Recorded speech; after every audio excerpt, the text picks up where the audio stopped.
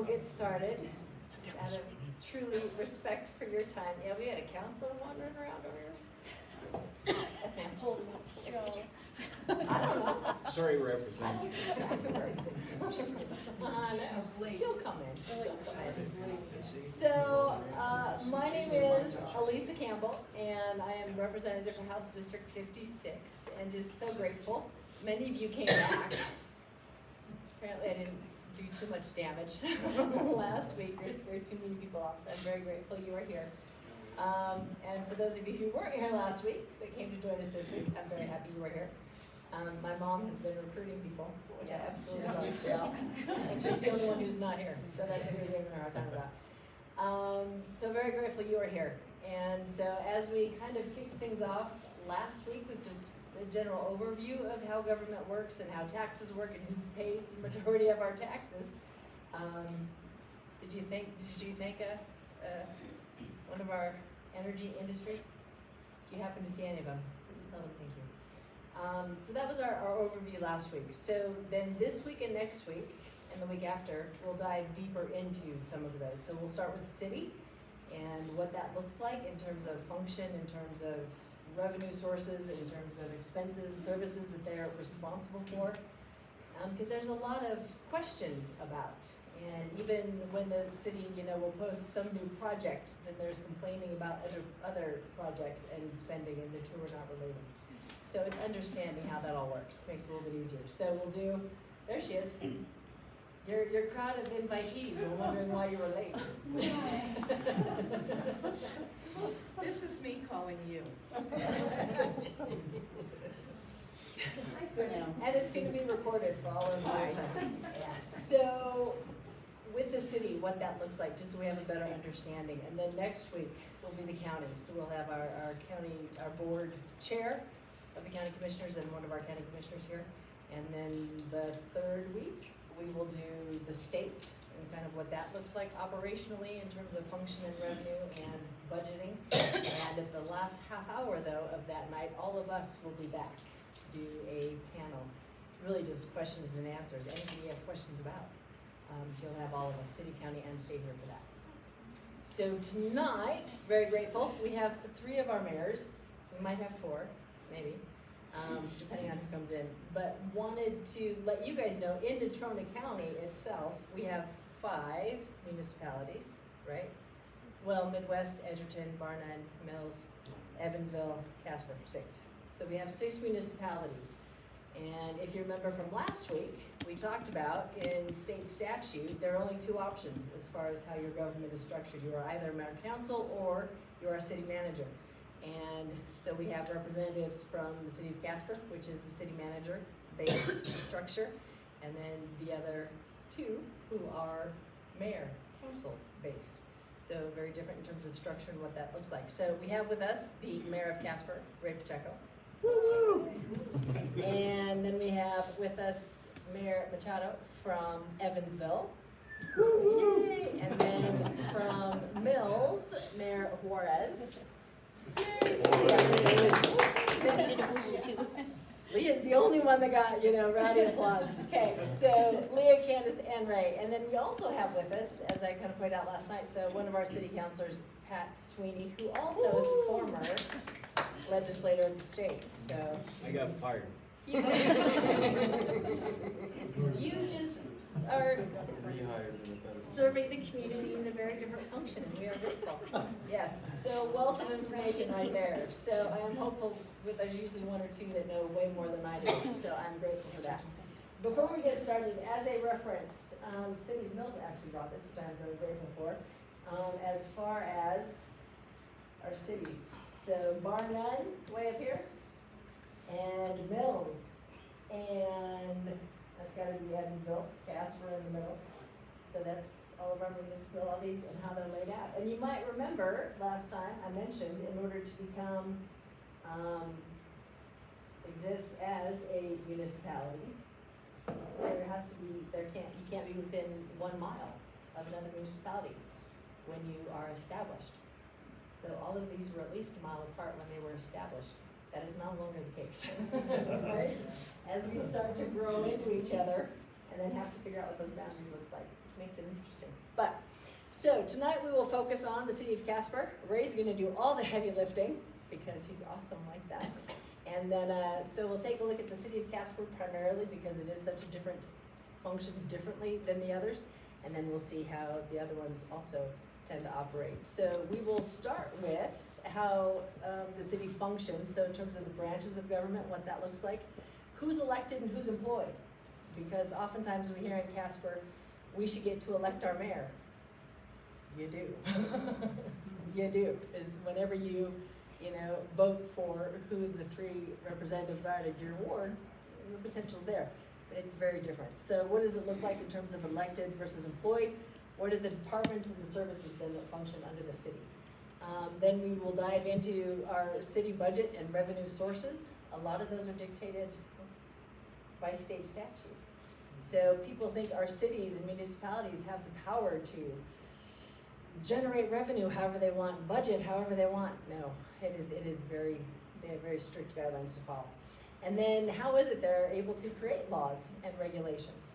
Where does that power come from? And what does that look like? And then the last, maybe the most important piece of that is then as residents, as constituents, how do we get engaged and how do we participate? Because it really is the laws, the ordinances that shape our community and the direction our community is going. And a lot of that needs to come from us, right? So how do we do that? That's our overview. Are you ready? Then I hand it over to the mayor. Awesome. Thank you, Say everybody. off we go. First of all, I just want to extend a thank you to Elisa, the representative. You can say Elisa. For inviting us to come and talk to you a little bit.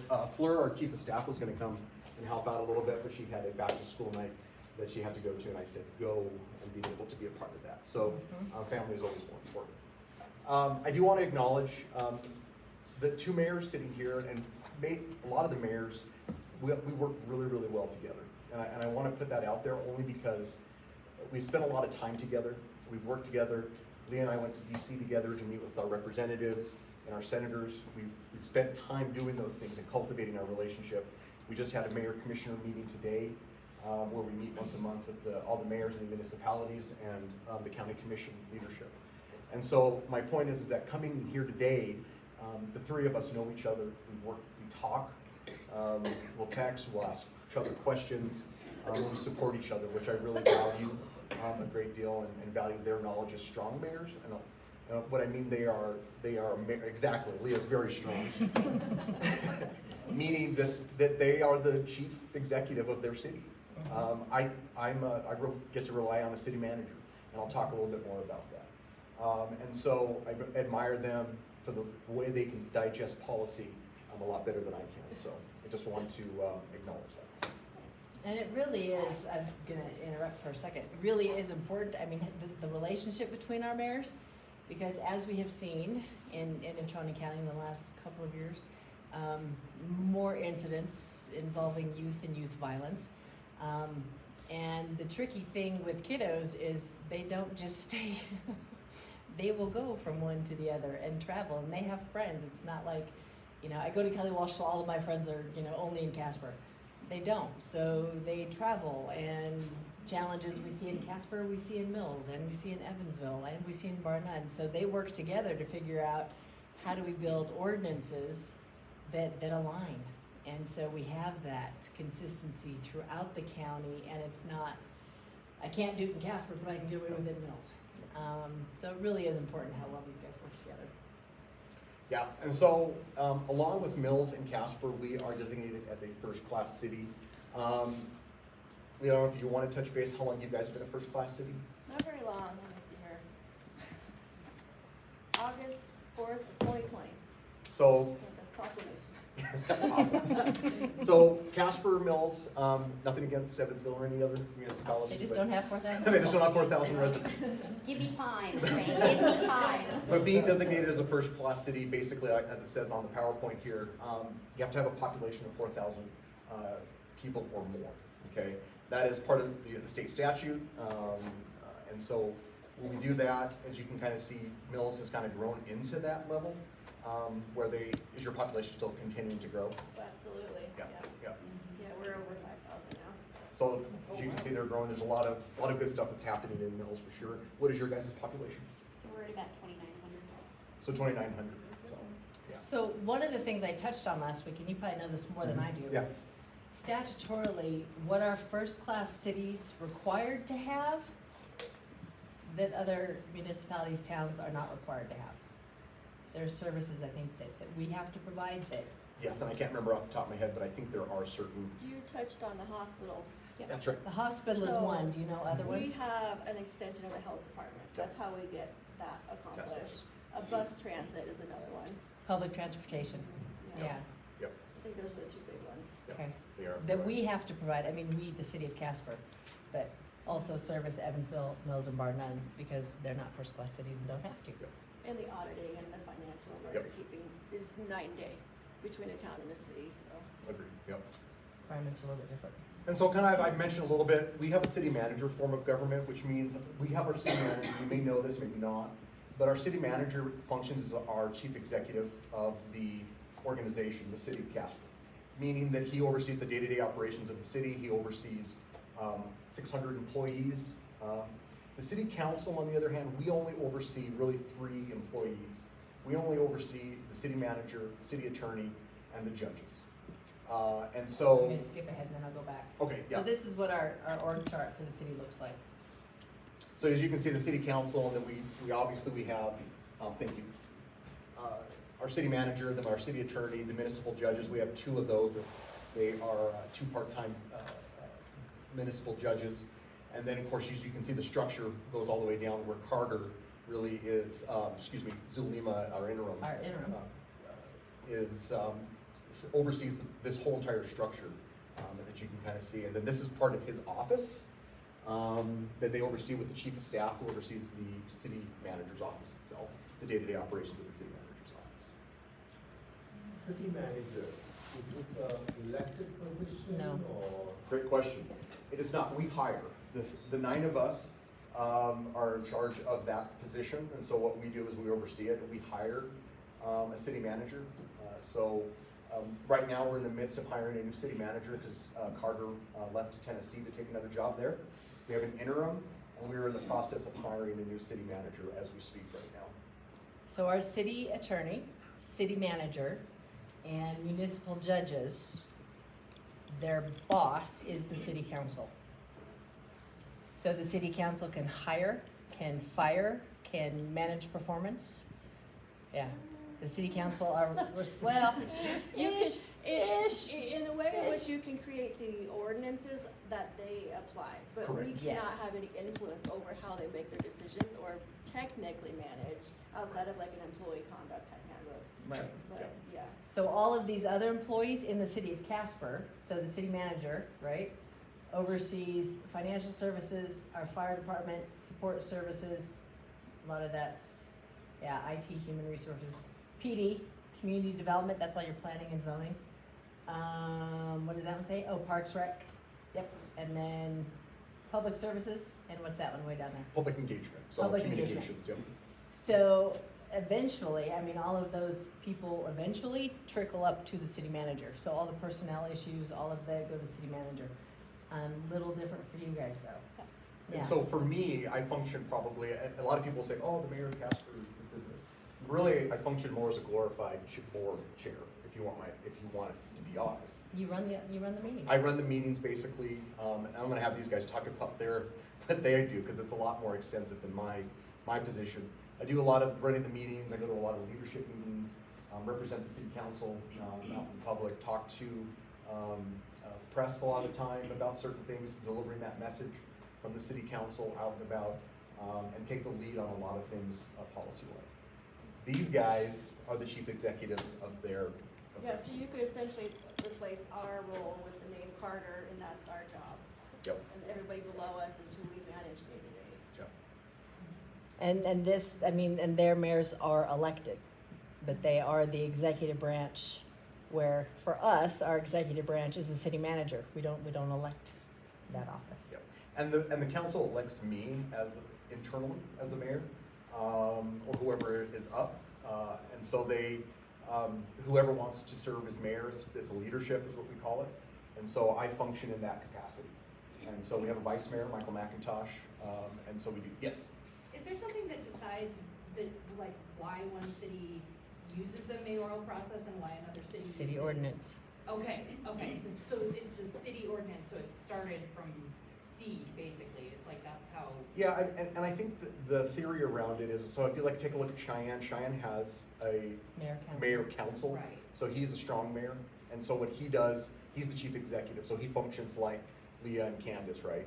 And so when I've talked to Mayor Collins, he has said, especially for a city the size of Cheyenne and Casper, would be better served with the city manager, because with the city manager, with the size of our city, runs a little bit more smooth, I think. And I don't know what you guys think as far as your size of your communities, if you have anything to add to that. It's a massive workload, and if I didn't know my own business, it'd be a struggle, but Yep. I had to bring on someone to help me with the day-to-day because Yeah. how much it is that I have to manage, so. Yep. I would agree, it's, after a certain size, it's just, you need help. Yep. And it really is a full-time job, so like with Leah and I, since we are that executive branch, we have to deal with everything in our town to include resident issues, personnel issues, council issues, also with Budgets. budgets, audits, all of the things that happen, so it really is a full-time job, and I'm in the same boat as Mayor Juarez is, I own my own company, and if my company wasn't a well-oiled machine, it would be really hard to try to do this position, because it really is two full-time jobs, because, and I won't speak for you, but at least on my side, everything that happens has to go through me. Specific things will go through our council, but when it comes to the day-to-day functioning of how the town operates, calls, text messages, emails, it's a 24/7 hour gig all the time, because you're the person that has to be notified in the event that something is happening, and so it really is a And in the- full-time in the- position. In the city of Casper, that's our city manager. And that's a great point. And Carter, I've worked with Carter for about 8 years. We worked pretty closely, and so when things would come up, he was always communicative of me if there was a shooting, if there was an emergency, if there were issues. So we stayed in contact, and he wanted to have the leadership always involved in that conversation when we had to. The difference is I don't have to oversee 600 employees and oversee, doing those types of stuff. I get to be able to hand that to Carter and say, Carter, we need this, this, and this. We need to take care of that. This is the direction of council, and Carter takes that, took that from us. But there really is, within state statute, they have two choices. Right. When they establish, they can either go, and so that's established in ordinance, but then as they grow, they can change that ordinance, Sure. right? So we voted To become. Right, okay. But the bigger it gets, the reason for that shift, and Cheyenne has talked about it, city managers, city administrators tend to be, they have a master's in public administration. Right. They know, all of the budgeting, all of the accounts, all of the revenues, all of how things work and how they're supposed to work. So operationally, that's what they know, and that's all they know. And then when they're a hired employee, you don't have the every 4-year turnover. Yeah. That creates some inconsistency, or whatever it might And that's why I admire, the mayor council form of government that these ladies do. I would not. It's a hard job, and they're right. Mhm. I probably put It's in a lot. as mayor. I probably put 25 hours a week, maybe extra, of work with meetings and board meetings, staying in contact. But I bet these guys are probably pushing 40 hours a week, probably managing their cities. So do any of you get paid anything for this service? Yeah, I'll let these guys answer here in a second. I get, as mayor, I get $300 per public meeting. So generally, we have 4 public meetings, and so $1,200 or something like that, right? And But so that's it's not- because you're mayor. But that's mayor. other But if you're a counselors. counselor, like poor Counselor Sweeney, he gets a measly 150 per Meeting. Peanuts. So he's only making $600. And what's crazy though is that's per meeting. Well, it's very much like at the state legislature. So we get paid per day when we're in Cheyenne. Your job doesn't end there, right? These guys don't either. How many committees do you sit on? I don't know, too many. And how many boards do you sit on?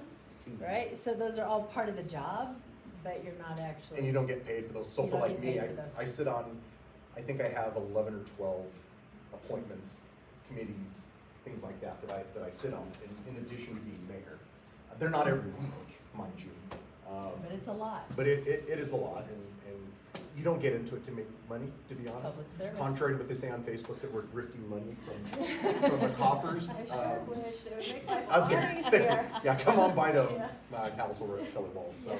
At least over in Evansville, I get paid $2,000 a month, and then after taxes, it comes out to about $1,704, and then A month. About, yeah, good for the numbers. And then I try to keep with my specifics. And then the council, they get 150 Per session. Per session.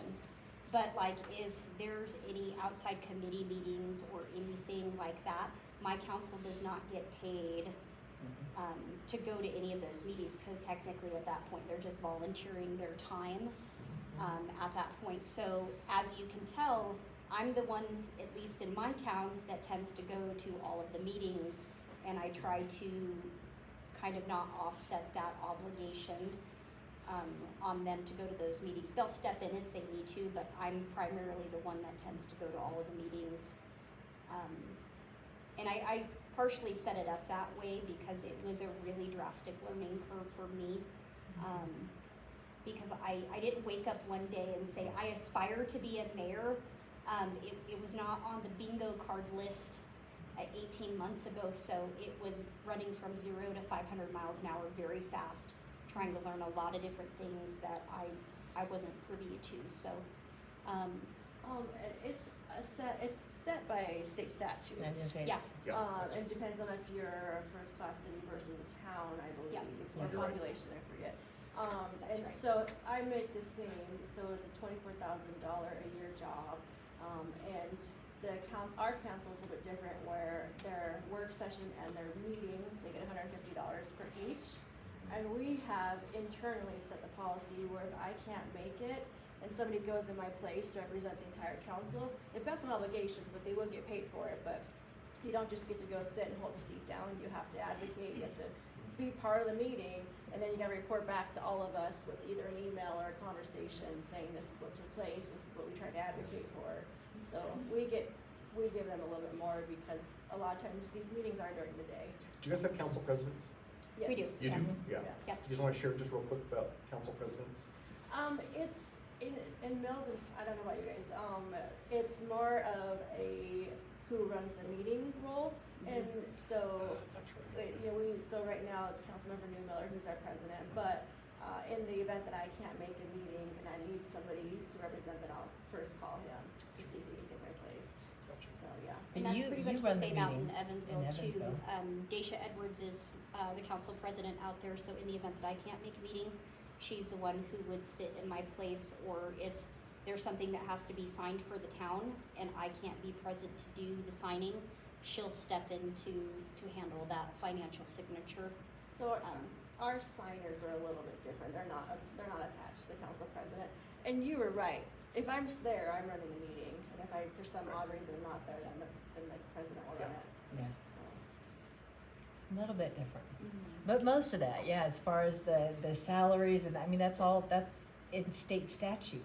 They don't get to decide, I think I'm gonna make $80,000 this year, cause they would be, if they could. The mayor in Cheyenne, I think he's pushing 80,000, I want to say 75 or 80,000. Yeah, But in contrast, right, I mean, if you're a city manager of a municipality, a large one, you can make upwards of 200,000 a year. And so yeah, that's usually the standard within municipalities like our size. So in 80,000 versus a $200,000, type of a salary is, pretty big. But for us, we're public servants in the sense that we got into it not because of the money, and I don't want to speak for these guys, but we got into it really because we wanted to make positive change in our communities. And that's really at the heart of it for me, and I know, knowing these two very well, they feel the that's same what we way. do. So I think you covered most of these. Yep. I don't know, though, with the city of Casper, I think we have those. I think you had a question? Question? Okay. No, it wasn't a question, it was a comment. Yeah. Well, here's a question, I'll make it a question. How much money do school board members make? Zero.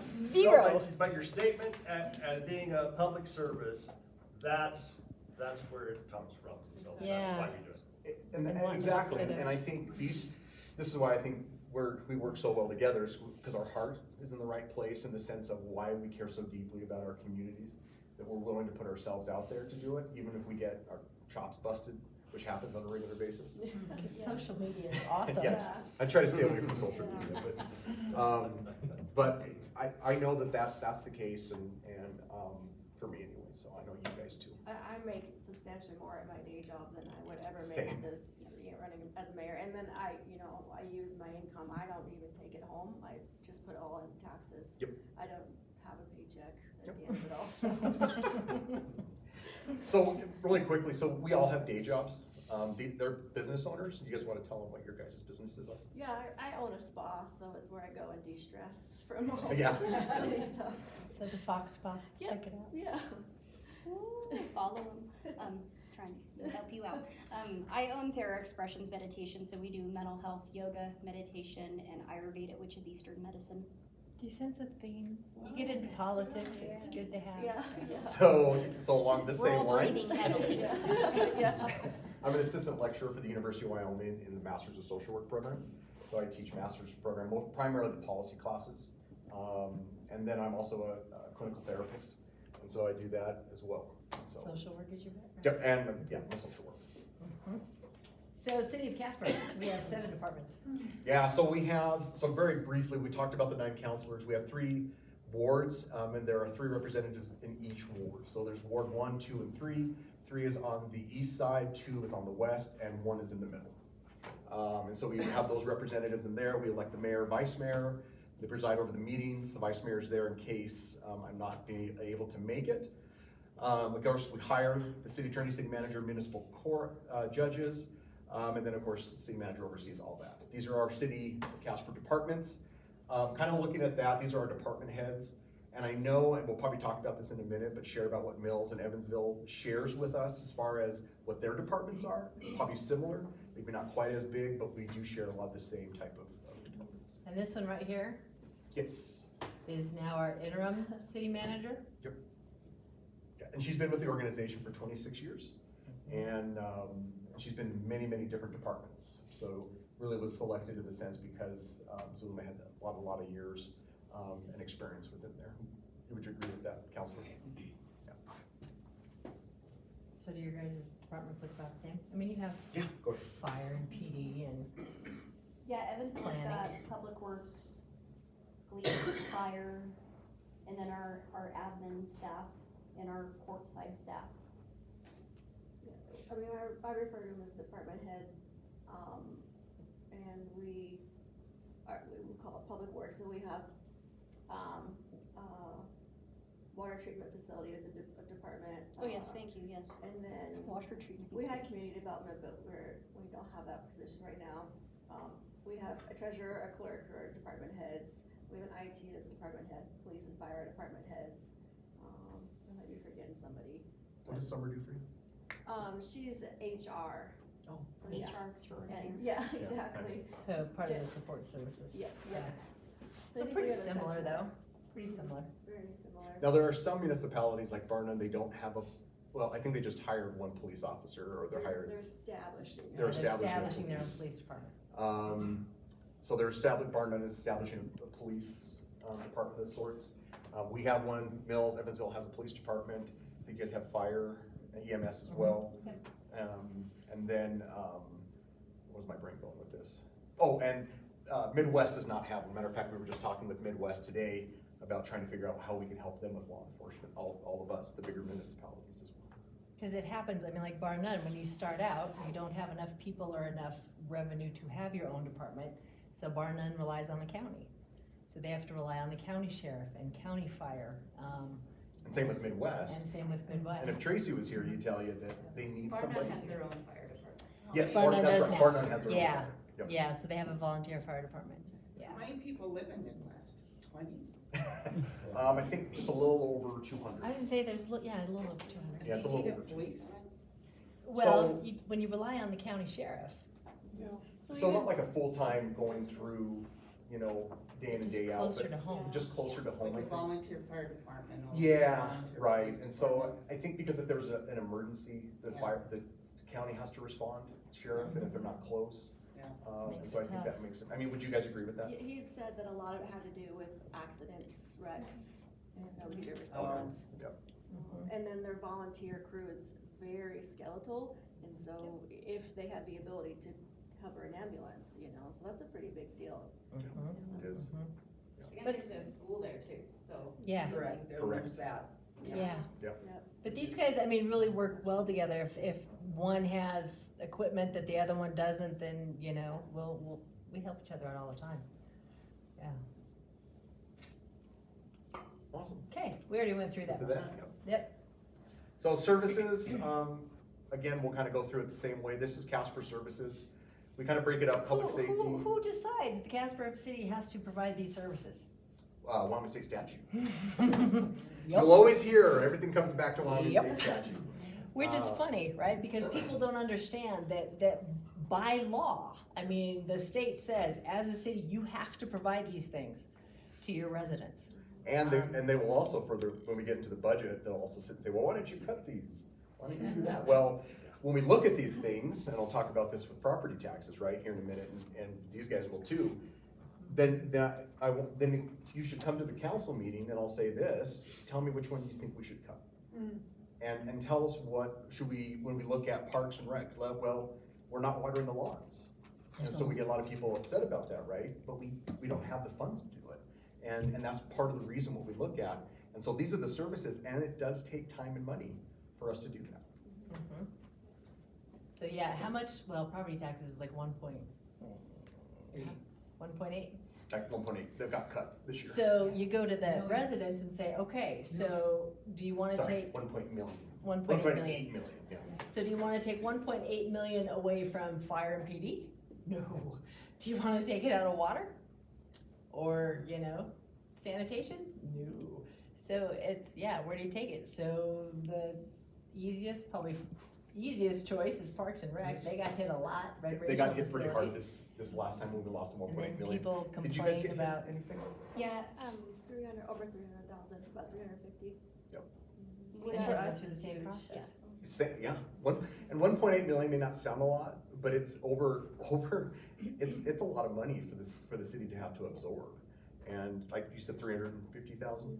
Yeah. And yeah, we got hit $112,500, and so it was more about, again, like what the mayor is saying, you have to kind of basically play in a Rubik's Cube of where do you pull the money, because there really is a lot of misinformation out there about that we have all this money just stored away somewhere. And I have this running joke in Evansville that when I first started, I literally ran around the building and said, oh, money, where's all this extra money at?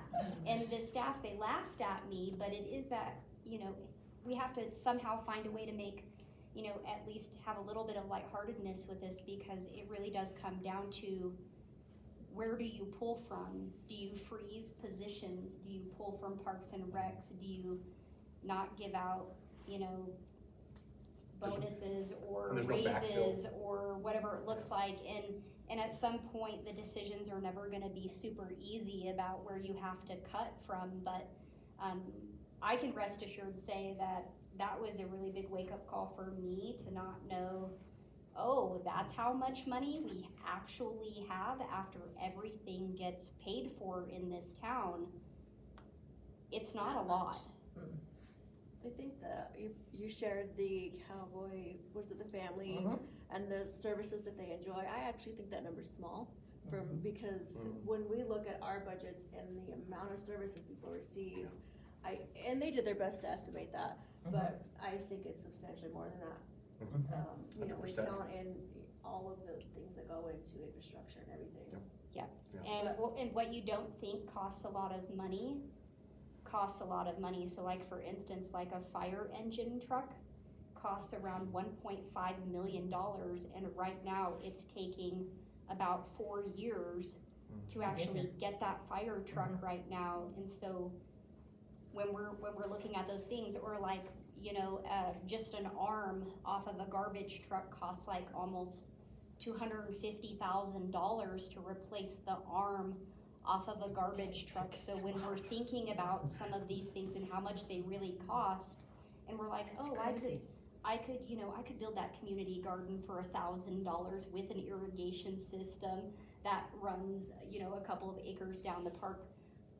No, you can't do that because it literally costs X amount of dollars on a regular basis. So a lot of this stuff really costs way more than we think it does, in general. So Yeah. just to give an example, a fire engine is like 1.5 million, and it's gonna take about 4 years to get to us. I know that you made the suggestion, I know you didn't mean it, but let's bring up the point that, you know, well, we can probably cut from water treatment facility. Well, with the shortfall, we can't actually, statutory, like we. Statutorily. State law says we can't. Yeah, so we can't just pull money from one pot and move it to the other. We have to make sure that the water treatment facility is fully funded and can provide services. We can't pay overhead and No. stuff with it. And so. that's where this one comes in. So if you wanna go to Title 16, Chapter 4, it tells every town, every city, this is what you have, this is how you prepare a budget, this is how, I mean, it is detailed. This is how you prepare a budget, these are the things that have to be included, these are the funds you have to have, this money can go here, it cannot go here. You cannot I mean, it is pretty detailed. And then how they have to go through the public hearing and adoption process. And so Ray, if you wanna talk through, this is the city's So- financial structure. So we have several different funds that we do, and I'm not gonna go too in-depth. One, because it's not my strength, my area, that's why we rely a lot on our financial services and our CFO, Jill, who is fantastic and amazing, and she does a great job. But we have several different, so I wanna give an example, like we have funding in our general fund. And the general fund departments, as you can kind of see here, this is what we fund in our general funds. And so when some people say, well, why don't you're building this new,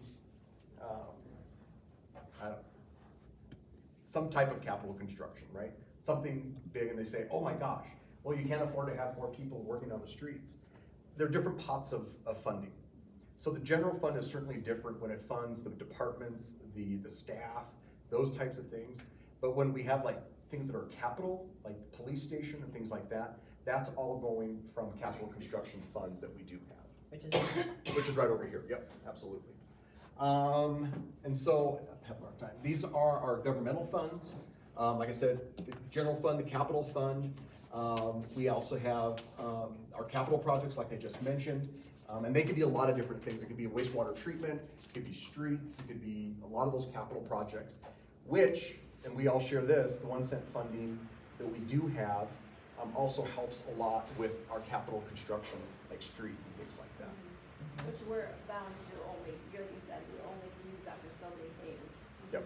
I think a town though has a little bit more flexibility with a lot of those Yes. things versus a city. Yep, yep. And there are some things like, the services that residents get charged for. It's like when you use water, you get a bill from the city, right? When somebody comes and picks up your garbage, you get a bill from the city. When you got to the landfill. So there are things that we pay for, right? Those rates that are set, but that is an entirely separate account, an enterprise fund. So money from us goes into that fund so that those funds can then be used to maintain those things. You cannot pull money out of the water fund to pave streets. That's illegal. Wyoming state statute says you cannot do that. So, and that was to my point, right? So when people say, we've got all this money doing this, this, and this, well, we're bound by the Wyoming state statutes, right? To say, okay, look, you can only use this money for this and this and this.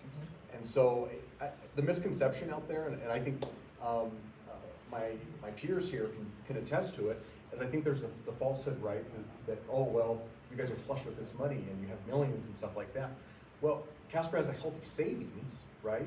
We have that, which is a good thing. We've had one of the best, savings that we've had in years here. But we're also very mindful of how we utilize that, and then we're also bound by state statute. And one of the things, so you guys have probably read about a pedestrian bridge Oh, thank you. Very that's good. gonna go in, right? So you read the comments, and Really you're like, good oh, bridge, sure, brother." you can put in this extravagant bridge, but you can't water the grass. It's like, they're two different things, because for the bridge, that comes from a TAP fund through YDOT. That's a grant through the Wyoming Department of Transportation, which comes from actually the federal government. And it's also, we also have it's a It is. Wyoming recreation grant, that we have as well. So it's all paid for, through those grants. And it can only be used for that purpose. You can't use it for streets. You can't use it for water. And it's You can't heavily- use it for, And it's heavily audited by the Very. state and the federal government if you take money from them. Yep. And there's, I think the threshold's gonna be $1 million now. You borrow, Oh, is it? you Okay. get a grant that, you know, your project's $1 million, expect to be audited. So it's used for that specific purpose. Mhm. Yep. Yes, sir. Do you have some kind of measure to address cost of living? Because that goes up from an inflation perspective. So how do you manage your budget with that? you rely on a city manager and our finance and Jill. Those are conversations we have as a city when we see that inflation is rising faster than salaries. All those things that are doing, so everything that we have, right, it's gonna be a trickle down effect. So steel's higher, supplies are higher. We get stuff for the ice called ice slicers, during the winter time, to melt the ice. That is extraordinarily expensive. So everything compounds on that, right? And so even trying to make sure, how do we create COLAs for our employees? And we have to be able to balance that, right? And then also having steps of people, when you're going through and you're being employed, you make a certain point in your job and you get step pay raises. So we have to balance all those things. What's really interesting, and I actually just learned this when our city was going through the budget process, there are national organizations that go through and do all of the numbers and the adjustments for inflation and say, as a municipality of this size, right, based on inflation, based on all of these other metrics, your operating budget should be about this much, right? Here's a ballpark benchmark. And the city of Casper operates way below that. So nationally, they'll say, you should be operating up here, but the city of Casper is coming in because we operate a pretty tight ship, really, and it's amazing. If you look at where we should be, it's probably like 2020 numbers, 2015 Something numbers like is where we're still operating. Oh, I thought Leah had a thing. I just had a really quick question. So I'm sure City of Casper with their savings, you must have some undesignated funds as a way to kind of backfill, but for the Not a lot of it. smaller, do you guys have any undesignated funds Good even in your question. savings, or is that already accounted in buckets? So there's no room for pay raise or anything like that, that's already been factored into Yeah. your, okay. And I was just curious. And we're reliant on things like sales tax Right. and property Property taxes taxes. heavily, Yeah, and so. we'll get to that. Yeah, exactly. So, and I can't speak for you guys, we do not have a savings. You don't have Because savings at all. We right. can't afford what we're doing right now as it is, so. And there are, people will say, you look at, all of these big numbers, big pots of money that the city of Casper is sitting on. What they don't realize is one of them is capital projects. It's, we're gonna have to rebuild a fire station, we're gonna have to rebuild, and there was like $24 million water treatment, something, or other, I don't even know. It's pretty much already been allocated. And I've been on council 12 years, and I think there was only one year, and it wasn't COVID year, might have been my second or third year on council, my second year, that we had to pull out of savings to adjust a little bit, but that's the only time. The whole time that Carter's been on there, we've never had to pull out of that. I've never had those conversations. Now, we've had to pull out of buckets to do stuff like for the police department and things like that we're utilizing and kind of moving some stuff that we can utilize within that capital construction is what we're doing. If you really wanna get in the weeds with that idea, so there are some grants that if you apply for them, their first question is, do you have savings? They want you to take from your savings first before you can apply or get a grant, and then the flip side of that is you apply for a grant like us, we don't have savings, and they're like, well, you need to match the grant.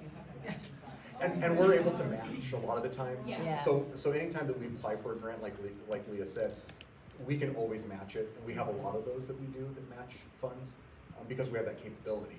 Right. Within But that. Now, that's- it's not to say that Casper's flush with money, we still No. struggle, trying to do that as well. But it's one thing that our city is really good at, and even our interim, Zulema, I mean, is really good at how do we find, grant monies to do the projects we wanna do, so we can take $1,000 and turn it into 8. Right. yeah. Right, so it's how do we make our city dollars go farther, and all of these guys are really good at that. So I'll say one more thing about this slide. So for our budget preparation, our city manager, our financial services director, that staff spends, like we just start in November to get it ready by May for us to go through it. And so we spent a budget session going through those things.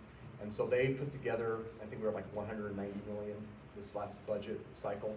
And so they spent the whole time, they presented to us, huge packet full of information.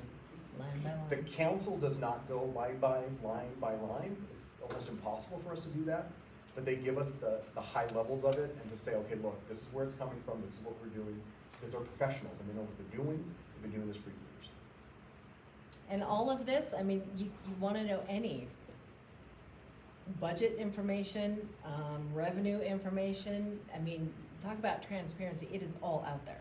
It's all public. All of us. You can find every municipality, the county, this is what it looks like. Here's where money comes in, here's how we used it. Yeah. And if you have questions about that, I would Ask 'em. reach out to us and just say, hey, what does it look like? Because some people say, oh, you're trying to hide stuff. It is as transparent as we can possibly make it. Yeah. The trick is if a person like myself who's been doing this for 12 years has a hard time reading, a 200-page budget document, and so it's very difficult, so we rely on those professionals. These guys probably have to deal with it a little bit differently than I do, Yeah, so. we do have to go through line by line. Yep. But we don't, it's not quite 200 pages. Oh, right. A little bit less. But what's interesting too, I mean, every budget for every municipality has to be prepared like by May 15th or something. I don't know what the date is. It's in state statute. Has to go through 3 public hearings. So they have to present it to the public and say, what are your thoughts? What are your comments? How many citizens actually show up for your work sessions or the budget hearing? So for budget hearings, That the work starts sessions, we'll probably have a June? handful, maybe 2 or Maybe. 3. Maybe. Yeah, and then for the public hearings, when we do the 3 readings to pass it, we'll probably have maybe 1 or 2 that will come and comment about it.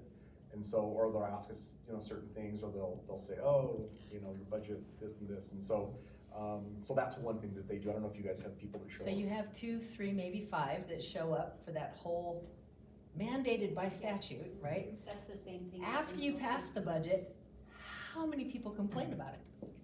There's a lot. A lot. Yeah. So who audits your cities? Is it out-of-state people? So we have an auditor, she's here in town, and she comes in. In Casper? Yeah. Yeah. And she comes in, she's been the auditor for Evansville for a while. She's been there quite some time. And she comes in, she does our auditing for us. And she's been doing it for so long that it's just kind of a normal process. But she's a for her. professional. She's a professional, yeah. So we have a firm that puts our financials together, and then they hand it off to an auditing company because the 2 can't be the same. Right. And so that's how we do our checks and balances. And then the auditing report has a deadline as well, state statute, so that has to be turned into the state. And then all of that goes to the state Department of Audit, Department of Revenue, and we go through it all. Who does the city of Casper? We have a firm that does that. I can't remember their name, but we have an auditing firm that comes Somebody in. from Casper? I can't remember. Pat, do you know who our auditors are? Is it, ours is, I don't think there's anybody here. I don't think there's anybody in Casper That has the that capability. handle Yeah. I don't think it municipalities should of be. that size. I think Yeah. ours is in Laramie, I wanna Yeah. say Laramie. Yeah. or Yeah. Cheyenne. I want to say outside of the state, but Should even be better. I'll text. Let me find out before the end of the night, because Fleur said, text me anytime if you have a question, and she'll be able to answer it for me. Right, here's the answer. But most bigger municipalities Yeah, go absolutely. outside of their county, outside of if we can, but there's not very many firms that can handle audits of that size. Yeah. Yeah. Not in state. So here's the fun part. So where does all your money come from? Oh, he's asking Fleur. Okay. So these graphics, I will tell you, because I pulled them. You can find the same ones I did, right? And actually, let me go back a bit. So during the budget process, the city of Casper posts their entire calendar. Says, here's when we're doing this, here's when we're gonna be going over in work sessions, here's when we're gonna be talking about it, here's when we're gonna be voting on it, so it's all right there. So I pulled these numbers, these are specific to the city of Casper. So it's not numbers for Mills or Evansville or anybody else. So as you can see, sales tax makes up the majority of our revenue. We do split that with the state. I wanna say 60, It's like 60. 40, Yeah, something like that. So 60% goes to the state, we retain 40% of the sales tax. So we share that with them. The next part that you see is that property taxes take a big chunk there as well. On the first 4 cents. On the first 4 cents, thank you, Right. Pat, appreciate that, yeah. so with the first, with that first, the 4% state tax, right? So there is distribution, so we'll take 60%, cause that goes into our general fund. Then we'll distribute 40% and goes to, are those the ones that go to the county of origin? I believe so, yes. And then, so it goes, I mean, that 40% goes to the county of origin, but then goes to the municipalities based on, so Mills doesn't get nearly as much as the city of Casper does in terms of that. Right. How many dollars come in? So when you hear people and talk about sales tax revenue, right? So one of the things that I hear a lot of is like, well, why do you have the Ford Wyoming Center? Why don't you guys cut the subsidy to Ford Wyoming? We subsidize it $700,000-800,000 a year. Well, we do subsidize that, but the sales tax revenue that comes from that brings in probably $20 million a year in sales tax revenue to our businesses, to the people, even the countywide, that they get that CNFR, the concerts, even the Wyoming Sports Ranch. You know, they're bringing in a ton of people to be able to do that. So if you ever hear somebody say, well, we don't need the event center, you know, we should just get rid of the subsidizing for $800,000. But it brings in $20 million in revenue for our city and our businesses. Mm-hmm. Those are our hotels, our restaurants, all those things. When they go shopping at Target. And they go to Leah's spa. Exactly. So you can see, I mean, the smaller, this number though, oops, I just went the wrong way.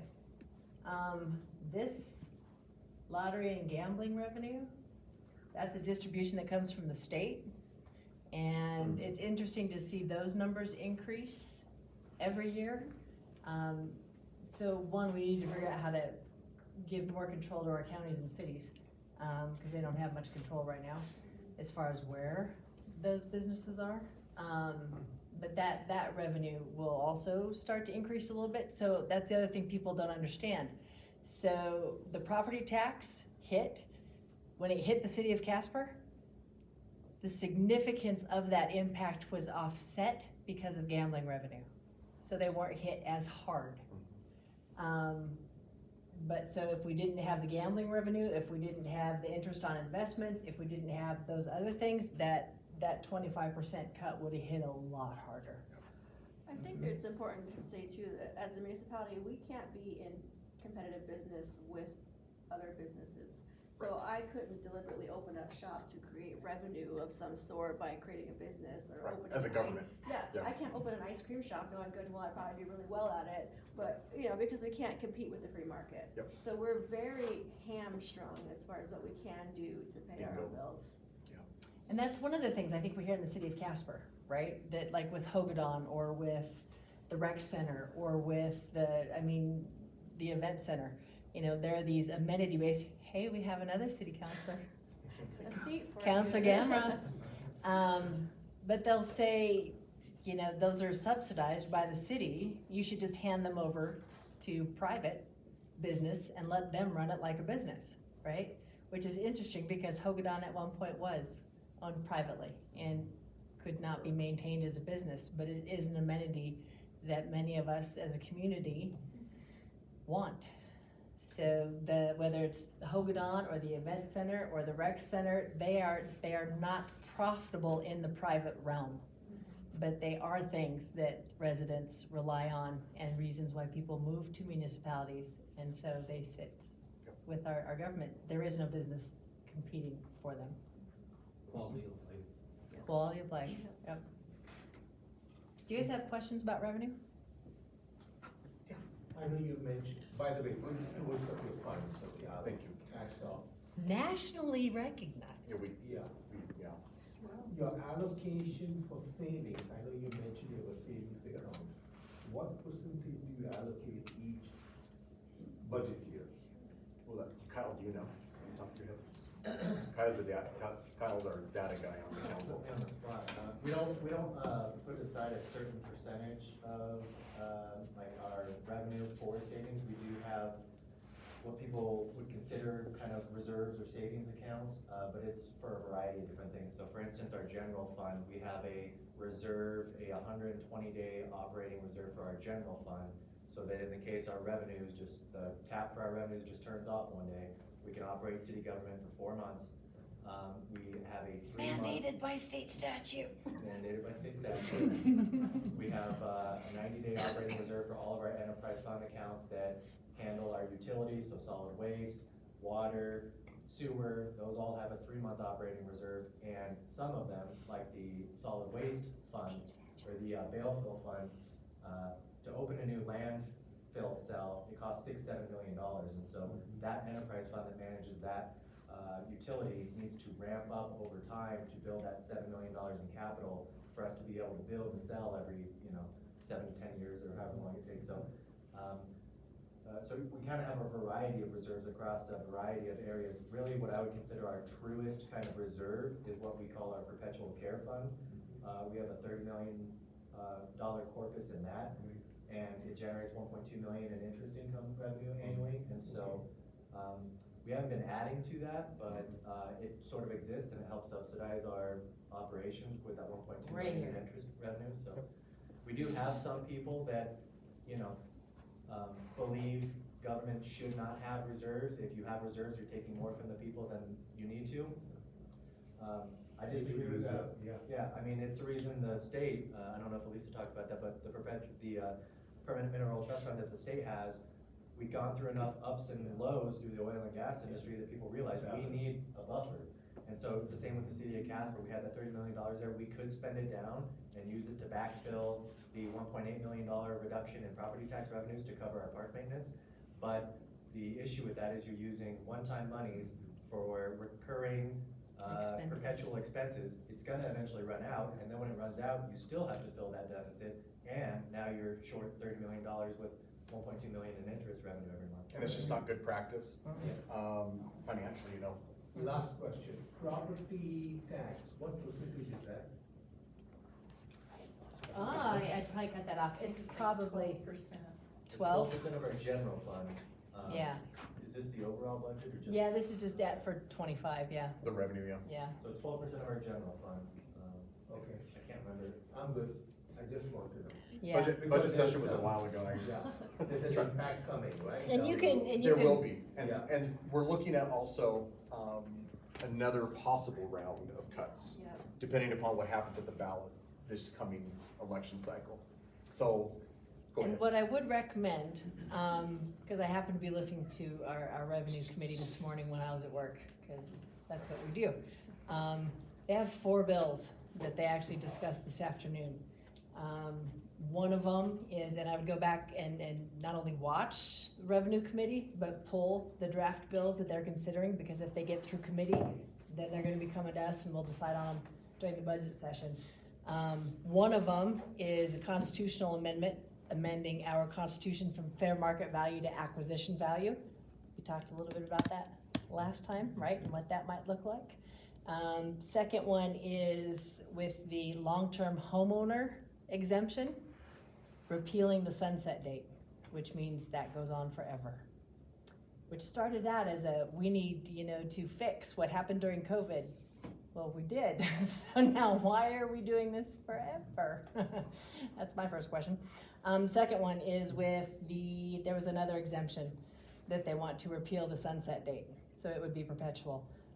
The third or fourth one, whatever number I'm on, is the one that really scares me, because it is a bill that would then put on the ballot for all of us to vote on, and that is a repeal of Article 15, and that eliminates all property taxes. All of them. So not only residential, commercial, industrial. Remember that big numbers we talked about last week? All of this money that fills that gap, if they repeal all property taxes. That's a lot. That's a lot. And So no property tax goes to the state. It's all, So, and I'm gonna, I know I'm gonna Minerals. have Candace and Leah say something, I'm but just like, Yes. one of the, don't show your face. one of the things that we've been really pushing Oh, is, gosh. this has been a standard of Nightmares. Wyoming tradition for a long time. And this is what it is we believe in local control. So here's the point that I'm trying to make. If the federal government would come into the state of Wyoming dictating this is how you're gonna get your revenue, this is the type of stuff, there would be an all-out attack on the federal government. In the same context, the state of Wyoming is infringing upon the local control and the municipalities. So when we go head to head with them, we say, stay out of our business and allow us to make our decisions. That we're in the best interest of our constituents that we represent. And that is really at the basis of this. We can disagree on tax policy every day, all day, but don't tell us how to run our cities. And that is something that I feel strongly about, and I think our traditional values, our traditional conservative values dictate less government and less government intrusion. And that's what we should be fighting for. And we'll talk about that a little bit more at the end too. Remind me, we have the ability to lessen our mills, right? Yeah, And so that's. there are the- maximums that are set. You can go Correct. below that maximum. I think mills is 8 or 7.72, but we, at the local level, have the ability to lessen the burden of the request from the property tax, so, you know, it's quite frustrating that the state's trying to tell us how to operate. Bingo, yep. And, you know, we wouldn't dare do that, you know, to them, so it's very frustrating. That was actually something I had considered lobbying for several years ago when the property tax issue became such an issue. I was considering advocating with my colleagues that we lessen the state statute caps it at 8 mills. And that's what Casper has been drawing for 40 years, at least as far as I could tell, a long time. But my concern was that if we cut it down to 7, state legislature comes right out and they cut it across it. So I saw the writing on the wall as far as the state was concerned, so that's why I didn't bring it up for discussion at the city level, but yeah, we do have that ability. And our county, I actually just posted on my rep Facebook, our county just set the mills. Yep. For 2026. Yeah, those have been set. Yeah. I would be concerned and worried from a small town perspective if that went through and property taxes went away. Like, I think that I've stayed up way too many nights and had nightmares about what that would potentially look like for small rural towns, because, I mean, that's where a good portion of our revenue comes from. So if you completely wipe out property taxes in a small town, then you have to start Take them thinking away. about what's gonna happen to these small Wyoming towns. And if a lot Tracy of was them. here, he would tell you, Yeah. over in Midwest, it would devastate the West. Yeah, they would cease to exist. Yeah. So can you remind me, at our last land conference we were at, I believe there was, I forget who it was that did the analysis, but from what I recall, it was property tax accounts for $3 billion in revenue to the state. And in order to backfill that revenue, if you got rid of property tax, in order to backfill it through sales tax, consumption tax, it would need to be 12%, I We would think, be at 14% 12%. sales tax. So, yeah. Which then also hamstrings our cities and our towns, because if they want that 5th or 6th cent, well, now you're going from 12 to 14. Who's gonna vote for that? lodging tax. And lodging tax, who's gonna vote for that, right? Or you institute a statewide income tax. We're shifting the burden. So, yeah, this is for Casper. Yeah, so we kind of talked a little bit about this briefly. These are the main sources of how we get revenue which is through taxes. And I know a lot of people don't like to talk about taxes, but there's very few ways for municipalities for us to create revenue. And it's not to say that we're like, I think people think, oh, they're just gonna raise taxes in order for us to make revenue and to generate that. And we're very actually conscientious about that as municipalities, about how we do those things. And here's where I'm gonna interject. The city council, city manager, city financial, they cannot raise taxes. You have to vote for them. We vote for it every time. I mean, the 5th cent that most of their operations rely on, we vote for that every 4 years. And we have said yes since 1976, right? We vote for that. And somebody said, well, you're gonna start another tax and they'll just be here like the 5th one. Yeah, it is, because you vote for it every 4 years, right? And the 6th cent, that spec tax, very limited by statute, it can only be 2 years. And it goes away, it has to, state law says so. And we had to approve it, and we did. We said, yes, we will take a 6 cent to pay for these 4 things. So don't complain about the city raising taxes, they can't. They can't. So many people don't get that. We vote for it. Do not understand. The state will set sales tax. The state sets all of here's how you calculate, your property taxes, and most of the mills are state mandated anyway. I think out of the average of 64 mills, average county, 64 mills. The city has control over 8, right?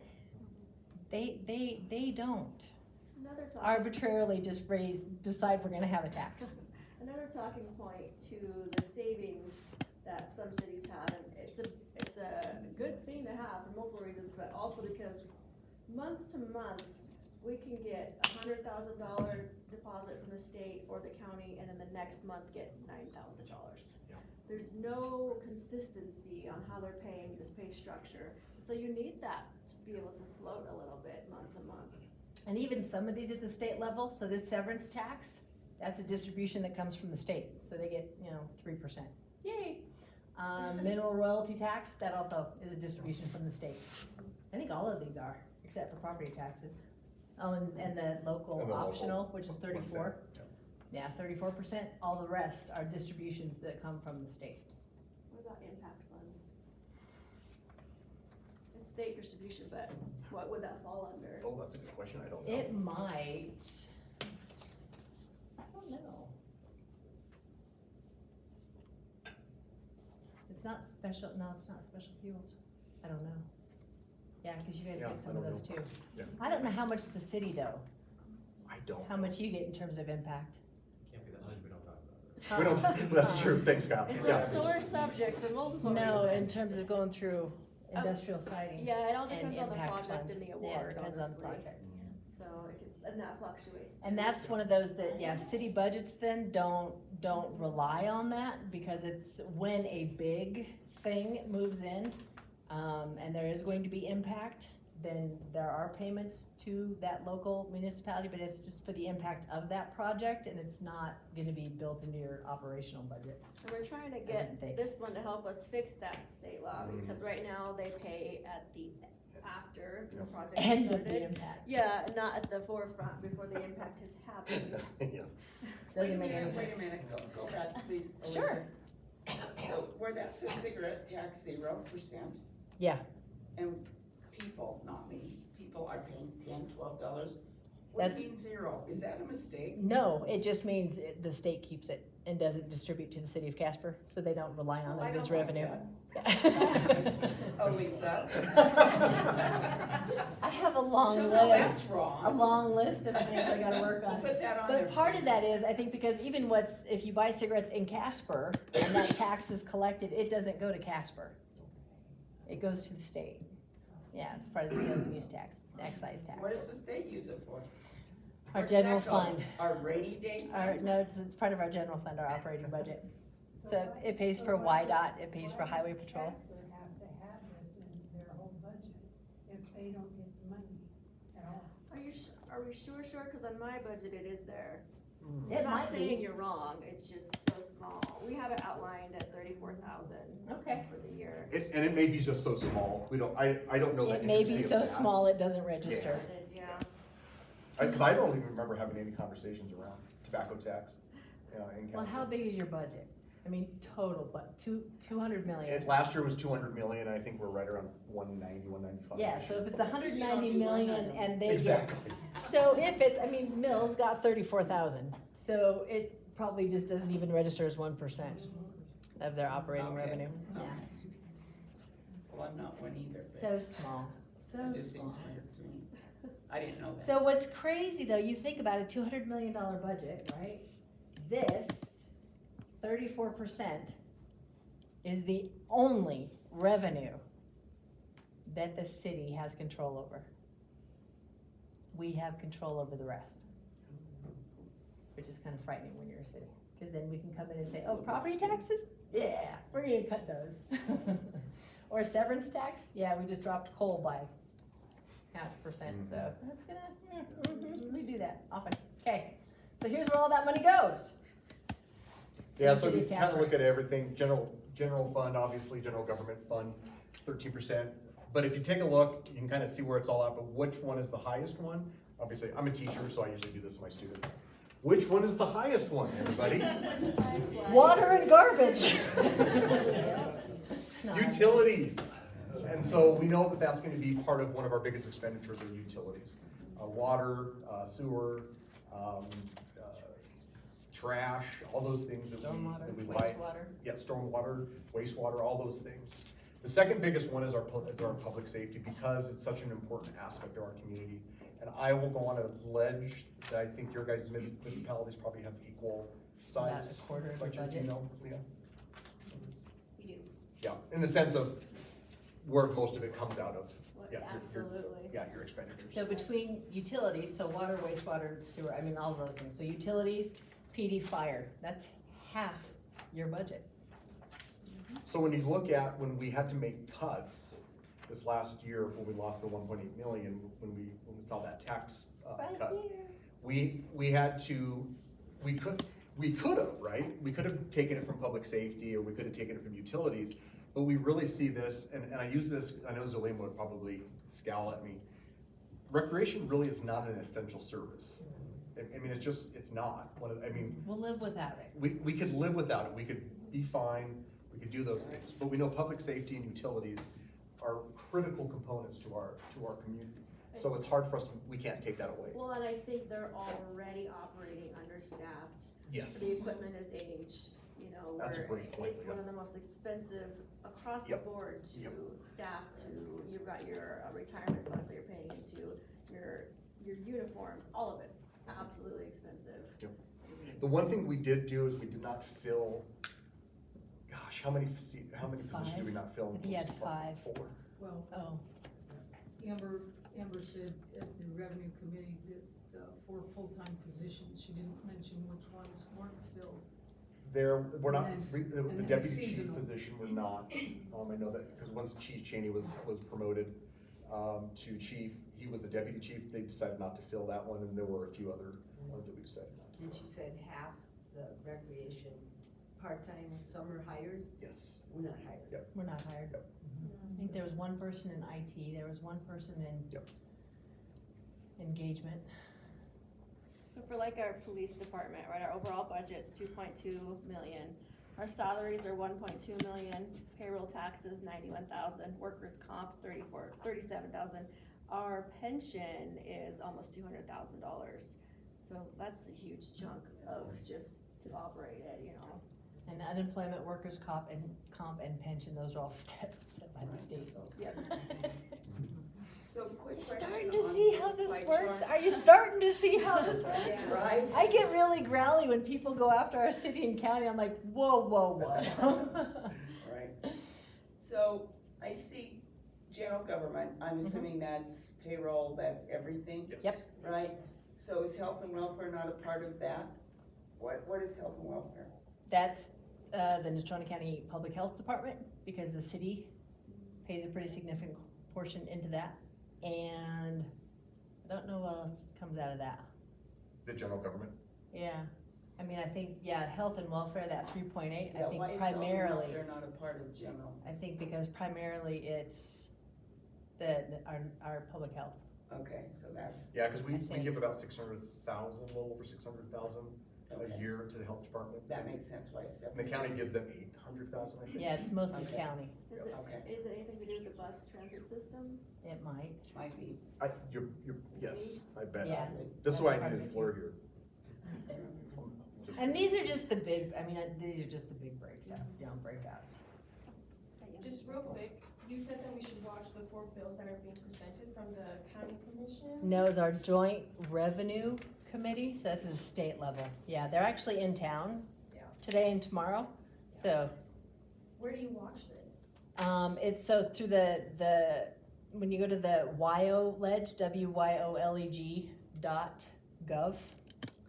and then it has a section that is all committees, and it says joint and standing committees, and you click on that. And then it brings up all of our standing committees. We have judiciary, revenue, all of those, right? It's on YouTube though, essentially, right? Yeah, but you just But you click get to it on, that way. revenue, and it says, here's the agenda for the day, here's the material, here's, the video to go find it. Did you share it on your page? I thought you did. I think I did. Yeah. It's Yeah. on your page. But the 4 bills they were looking at today, and they did a lot of tax discussion as far as, gambling and severance and all of the taxes, how they came to be, how much money they generate. And then at the very end of today, I think at 3:30 is when they were talking about those 4 bills. And if you want, any other, yeah, I'm happy to. Just let me know, I'll send it to you. Ray mentioned about not having the state controlling the cities, but I think it's interesting that the state controls how much you get pretty much about everything, and then they put all these statutes on you so that you literally cannot spend the money they give you the way you wanna spend it.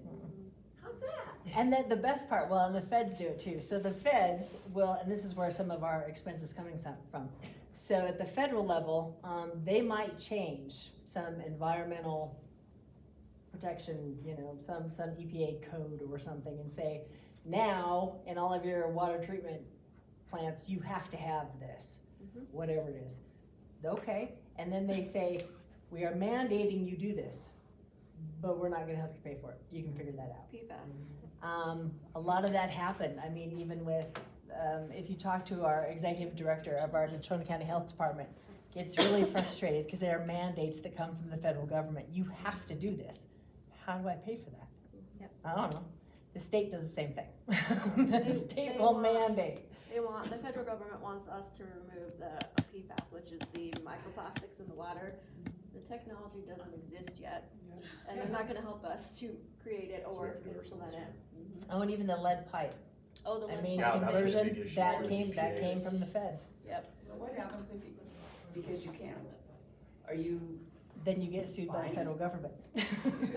then you what? Get sued. You get sued by the sued. federal government. Sued by the federal Oh, well, government. who cares about suits? That's the saying. Yeah, they will come after you with, $500,000 fine every day that you're not in compliance.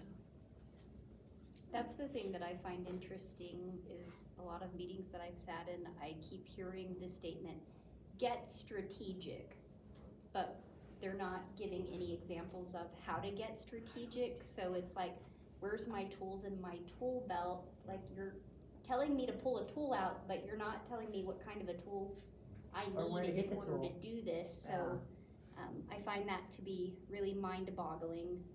Get strategic, but you're not really sure how you're supposed to get strategic, especially if you don't know what you're looking for.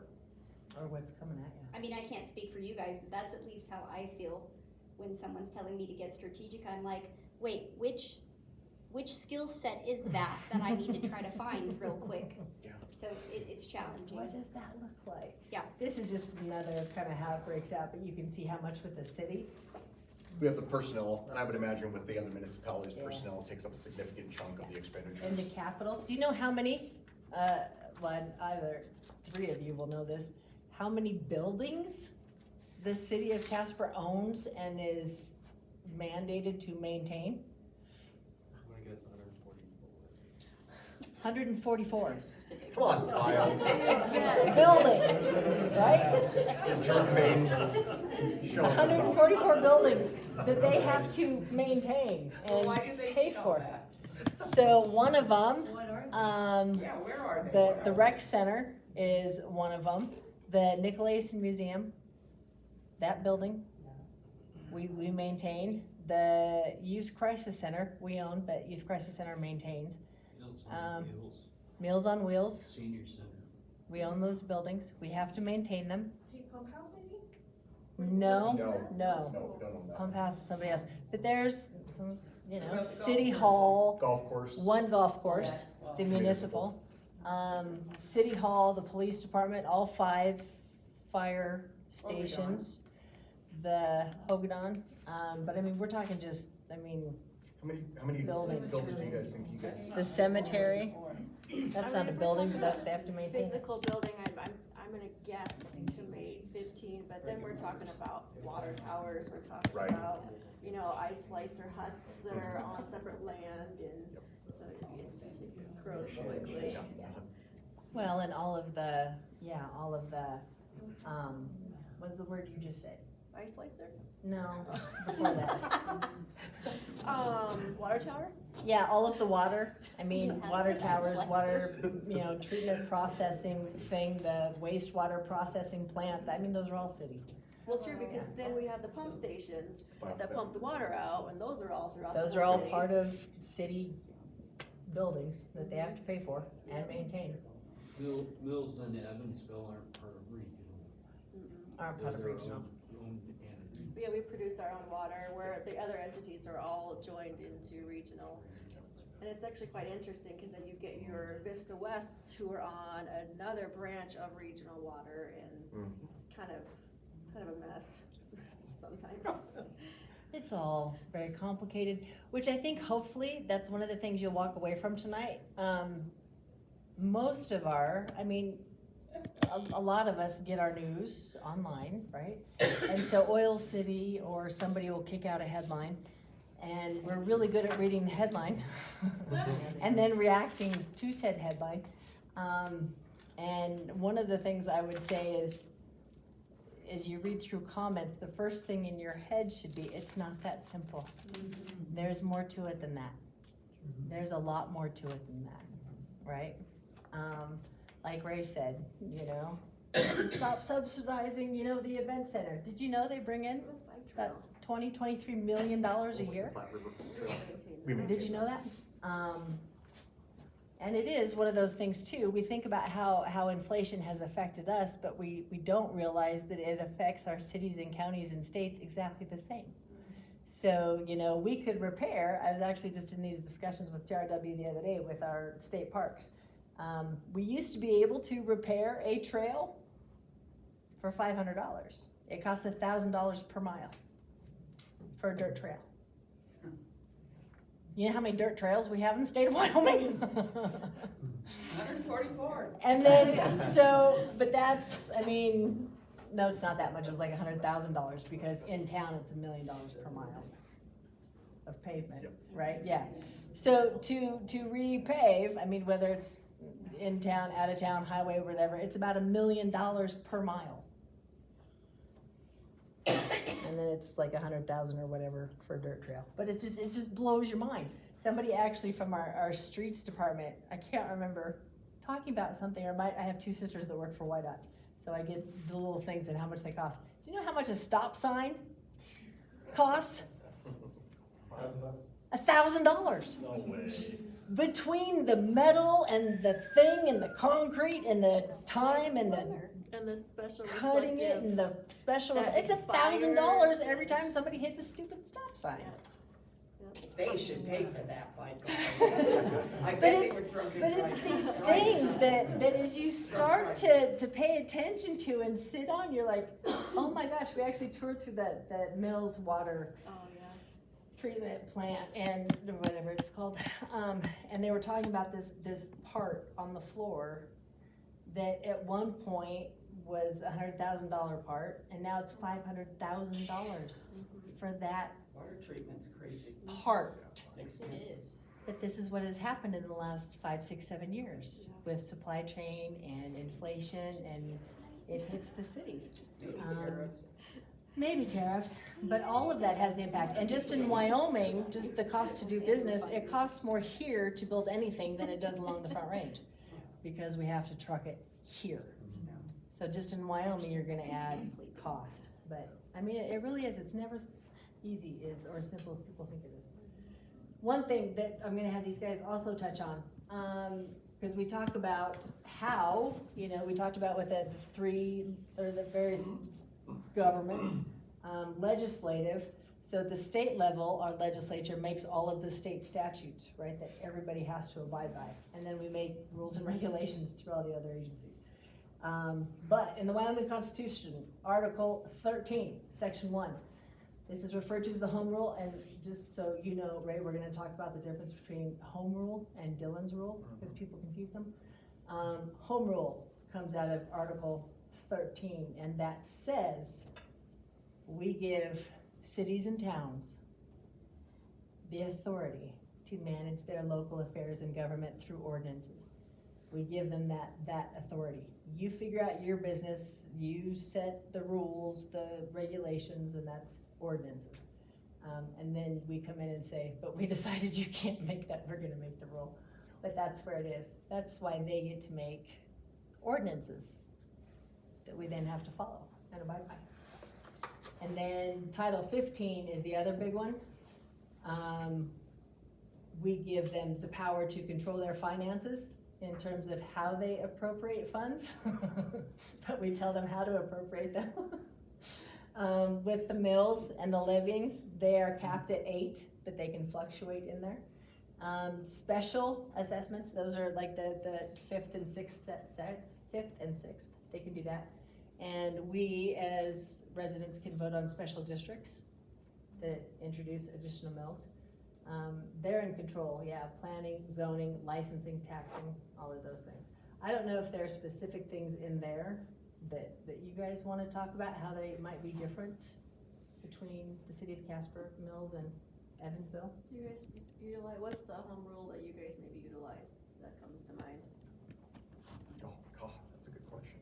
Ours is, we implemented a home rule amendment to, our state statute dictates that we print in a newspaper, a publication, state statute. Public notice. We, for a while in Ventura County, did not have a local newspaper published in the county. It was actually published in Nebraska. And so our argument was that that is not public notice if it has to be printed in Nebraska and then mailed to our residents here. It was a whole lawsuit. We got sued twice by the Star Tribune. And so we implemented the home rule amendment, and we decided to dictate our own publication source. And I remember you and they fighting. challenged us in court actually about it, and the judge threw that one out, and so they came back, sued us again, and said that they are reliant on our revenue to operate their business. That was the last lawsuit, so. Because state statute said it has to be public, or it has to be printed. In a publication. Yeah, printed. So it can't be online, it can't be digital, and I think even the city of Casper, like, do you realize how much money we spend? Nearly $80,000. Yeah, $80,000. When we were trying to get the state to pick up the bill, we called as many people as we could in the state who have to pay that. And I think we got to about $2 million is estimated that the entire state pays to publish in newspapers. That was just the calls that we got answered from clerks, treasurers, municipalities, counties. It's a lot of money we spend to publish. And then we were able to ask the numbers of readership for the Star Tribune. And in Mills, it was under 50 people. And in Casper, it was not where people go. 1,500 people read the newspaper, get a subscription to the newspaper. So that's no longer public notice, in my opinion. So guess, Physical newspaper. but yes, so guess when that statute was written?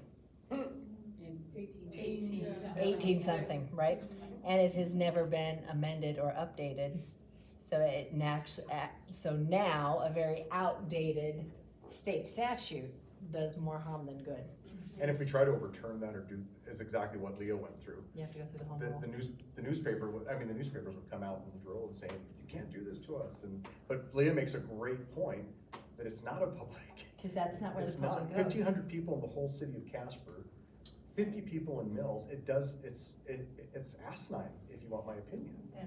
That we're having to pay Casper, $80,000 a year for advertising public notices, when we could do it when probably 80 to 90% of people get their information off of social media or from Oil City website. here in Casper, or Can you- websites. Can you do it in the new printed Oil City News? So the statute is that they have to be a publication for 52 weeks to be considered a Oh, 'cause public. it's just one. Seriously. I know.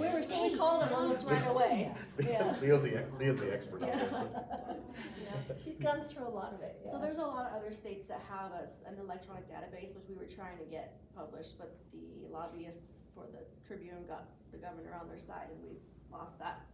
But a lot of states have where you can register your address and sign up for alerts via mail or email, which is so much more efficient, because there are times where we set up for an RFP, which is a request for proposal from a contractor. We're trying to build something and we get 0 returns back on it. And so how is that competitive when nobody responds, or one person responds and we have to go with the lowest bid, but it's, so. That's also mandated by state statute. Yeah, They have yeah. to go with the lowest bid. Yeah, not always a great idea. May not always be the best, but it's the cheapest. Yeah. So that's what you gotta go with. Yeah. So really, I mean, the control of it in terms of budgeting and there's some pretty hefty guidelines, especially when it comes to accounts and where money can go, and you can't have cross-contamination. That's set by the state, but I most of think I the wanna- planning, construction, you guys get to do most of When you that. say taxing, though, I think what you mean is fees. Yes, on some of those licensing and, Uh-huh. yeah. And 5th and 6th, you guys have some control over that. That's true, yeah. And regulating business. Yep. Yeah, you can do that. But that's it, so, and so the cities and towns get to do what the state has said they get to do. Yeah, and causes problems. So here's the difference between home rule and Dillon's rules. If you wanna. What's interesting is home rule only applies to municipalities. It only applies to towns and cities. Counties, it's Dillon's rule. Home rule does not apply to counties. So while home rule says, we're gonna give you some autonomy to work out your affairs, right? If the city of Casper decides to, what I'm really hoping is that the city of Casper will say, it is legal to shoot turkeys in town. Or maybe we'll just do a little bow hunting, turkeys, raccoons, I don't know. Things that wander into my yard and do damage. But, so the city can manage those things. The state can't come in and say, you can't, pass that ordinance. You have to pass this ordinance because of the home rule. So they have a lot of autonomy. The counties, however, because of Dillon's rules, the county cannot do anything that has not been approved by the state, because the counties are an extension of the state executive branch. They are an extension of the state, so they can only do what we tell them they can do.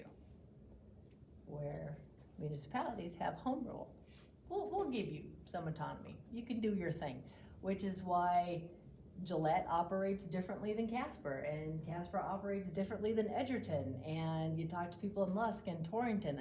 Every city has that autonomy, right? Counties do not, because they're an extension of the state. So if you hear a county commissioner say, home rule, no, it doesn't apply to you. Sorry, Chairman North. Doesn't apply to you, nope. So, which is interesting, because a lot of people don't know the difference between those two.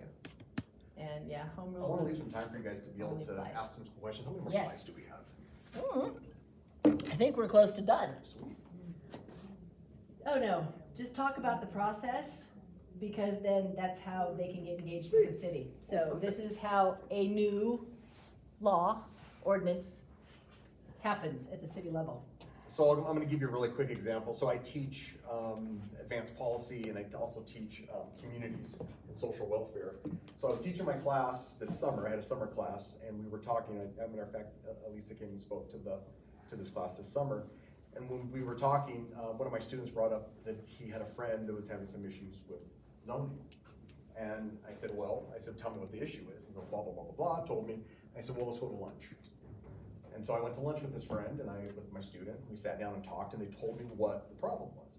So then I said, okay, look, here's how we can do this. If you are really interested, we'd have to create an ordinance around changing this property or this zoning. And so basically what it is, anybody can initiate, like this gentleman, saying that there might be something that's going on in my community or something like that. We can talk about it. And let's say, then we kind of have that initiation, and I think it's probably pretty much the same way that we do that.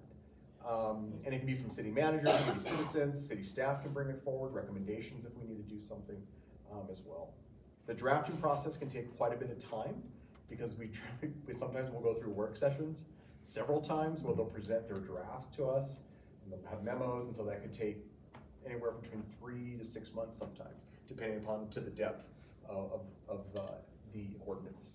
Because part of that, I mean, the drafting and review and revision process, so at a city level, it's complicated. At a state level, it gets even more so. Mm-hmm. Every time you draft a new ordinance, then you rely on city attorney, city, legal staff. At the state level, we rely on the attorney general and all of those staff, because that new one cannot conflict, contradict, undermine any other statute on the books.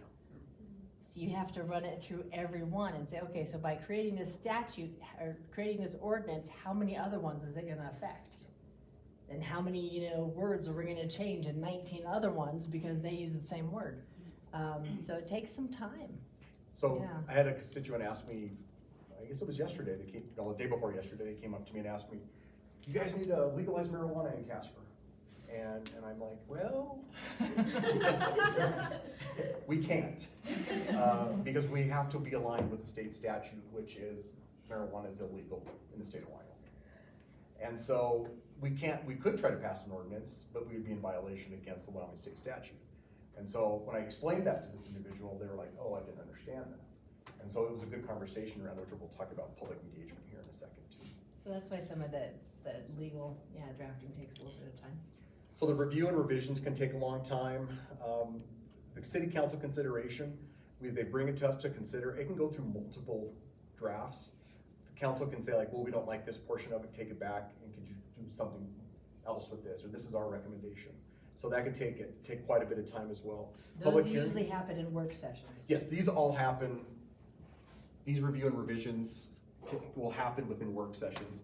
And those are where we sit down around the table and talk about things and kind of hash out stuff and those types of meetings.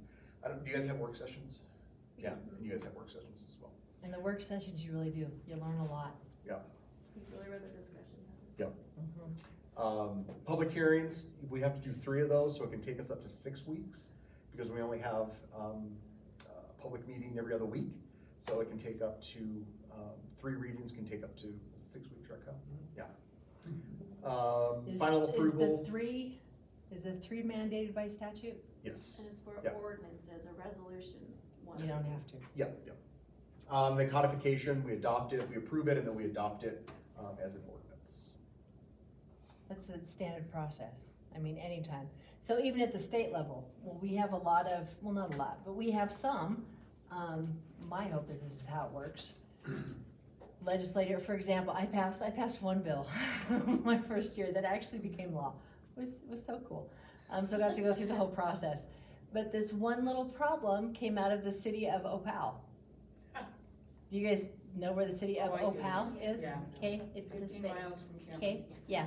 You know where So the mayor and the clerk there reach out and say, so in this little city of Opal, we have a problem because our water, our certified water operators and wastewater are not listed as emergency service responders in the state statute. So when we have an emergency, there's a, something, a There was main a- pipe breaks. There was a or- fire on, I Mhm. forget what the piece of land is, but it was a gas-driven fire.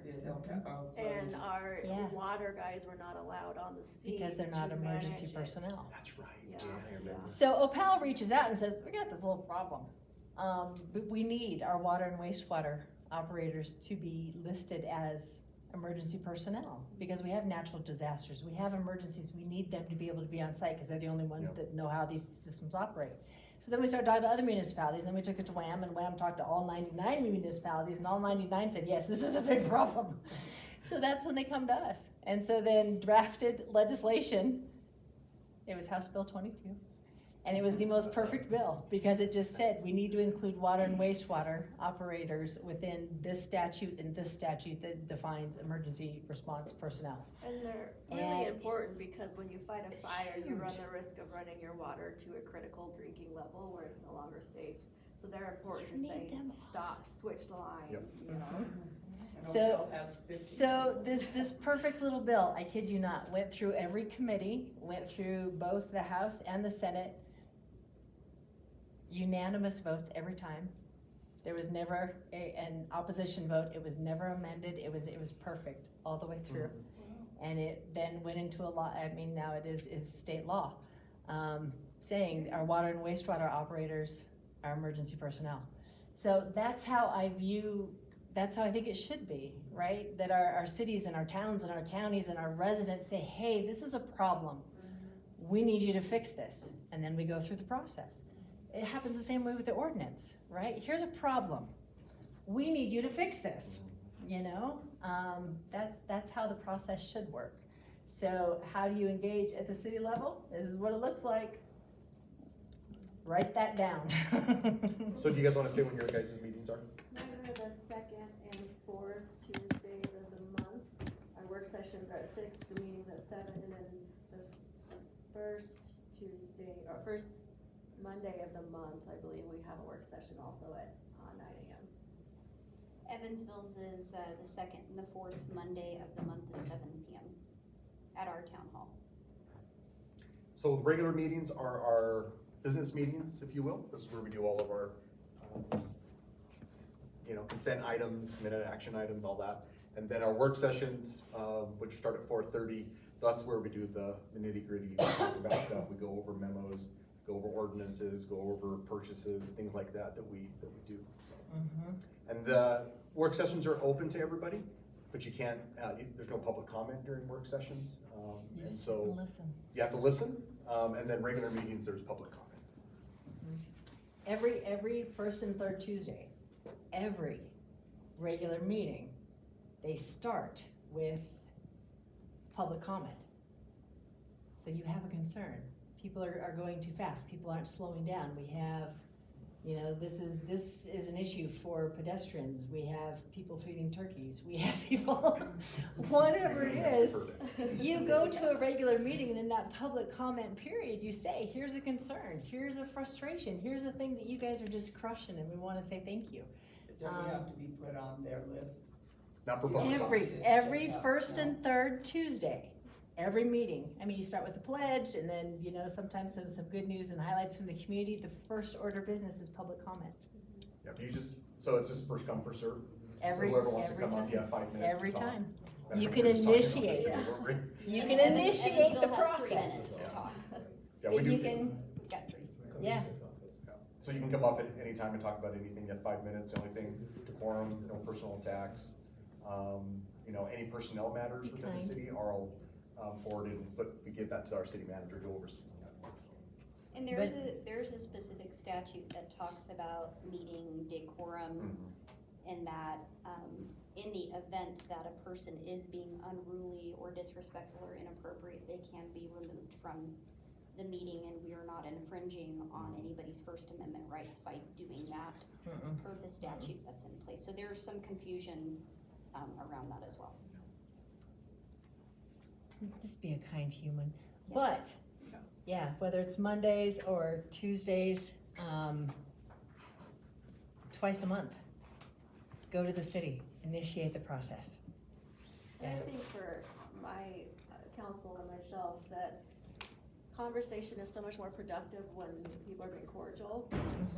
We can get so much further, and, you know, and I think also the big thing is by the time somebody's upset about something that's taken place or an action of the city, it's already well past the point that they have any influence to change it. Yep. We've had multiple meetings yeah. and work sessions and public comment opportunities leading up until the final action. It's So- usually the third public hearing that Third people public come in. hearing, you come in and go like, I don't want this to pass, and you're like, Where have we've you been talking been the about this for last 6 months, months? you know, and so. Yeah. Yeah. And I think, like specifically for me, being respectful is a really big thing for me out there. So I've set a very healthy boundary, at least on my side, that if I'm going to engage with somebody that's wanting information, if they're being completely disrespectful, the conversation completely stops for me personally, because I'm a social worker too. So for me, those healthy boundaries being put in place, that if you want me to engage with you, then you're going to have to show me the same level of respect that you're asking for. And it's not me saying I won't engage with you, but the engagement's going to be limited at that point, because at the end of the day, and I'm gonna say it either way, that the mayors, and I'll let these guys speak for it, it can definitely be in this position. It can be like you're an emotional punching bag for a lot of people that either A, don't understand what's going on, they don't understand government, or they think that you should be making a choice and a decision, you know, differently than what you chose to do. And I think that having really healthy, strong boundaries when you are engaging with the public is really specifically important for me, but I won't speak for you guys on that side. And I think what people, hopefully, what this helps with, as we do maybe more of these, we forget that our elected officials are people doing a really hard job. And so just a little kindness goes a long way. Yeah. Well, one of the policies that I created in-house was, it's everybody's right to have the opportunity to speak to me. It's the most appropriate in public comment. Is if you want me to be an effective mayor, I need to have my time maximized. I need to be out advocating or helping draft bills, or, I mean, we're working on Congress right now to do the zip code thing.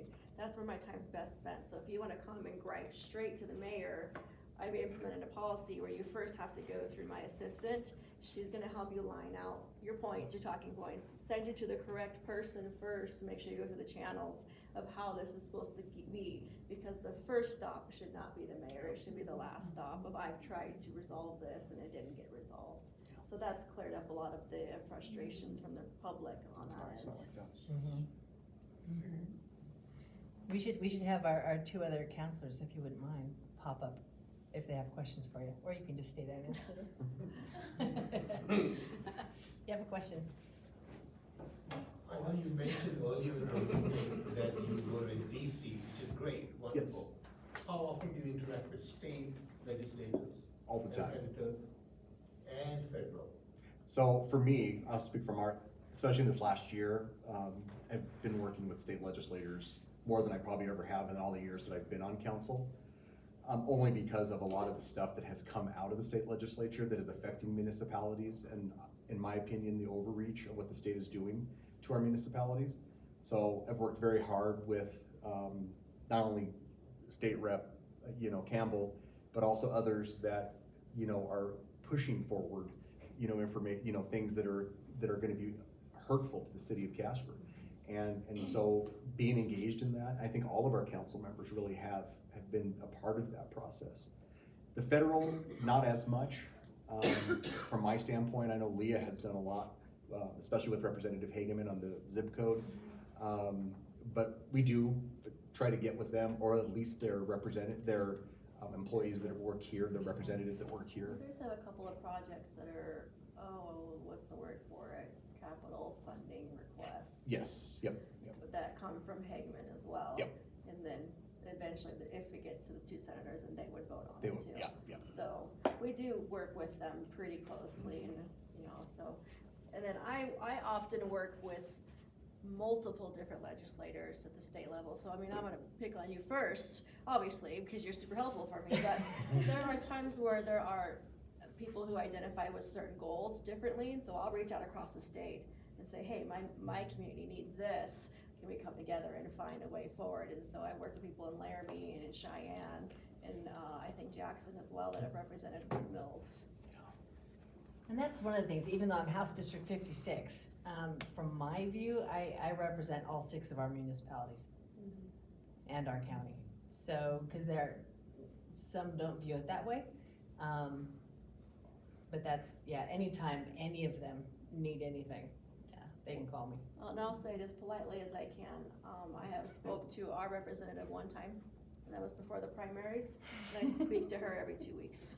So, and she doesn't represent my people, so there are some I who do are much more. represent your people, Well, they you just do, didn't but- vote for me. Yeah, they can't vote for you, unfortunately, but yeah.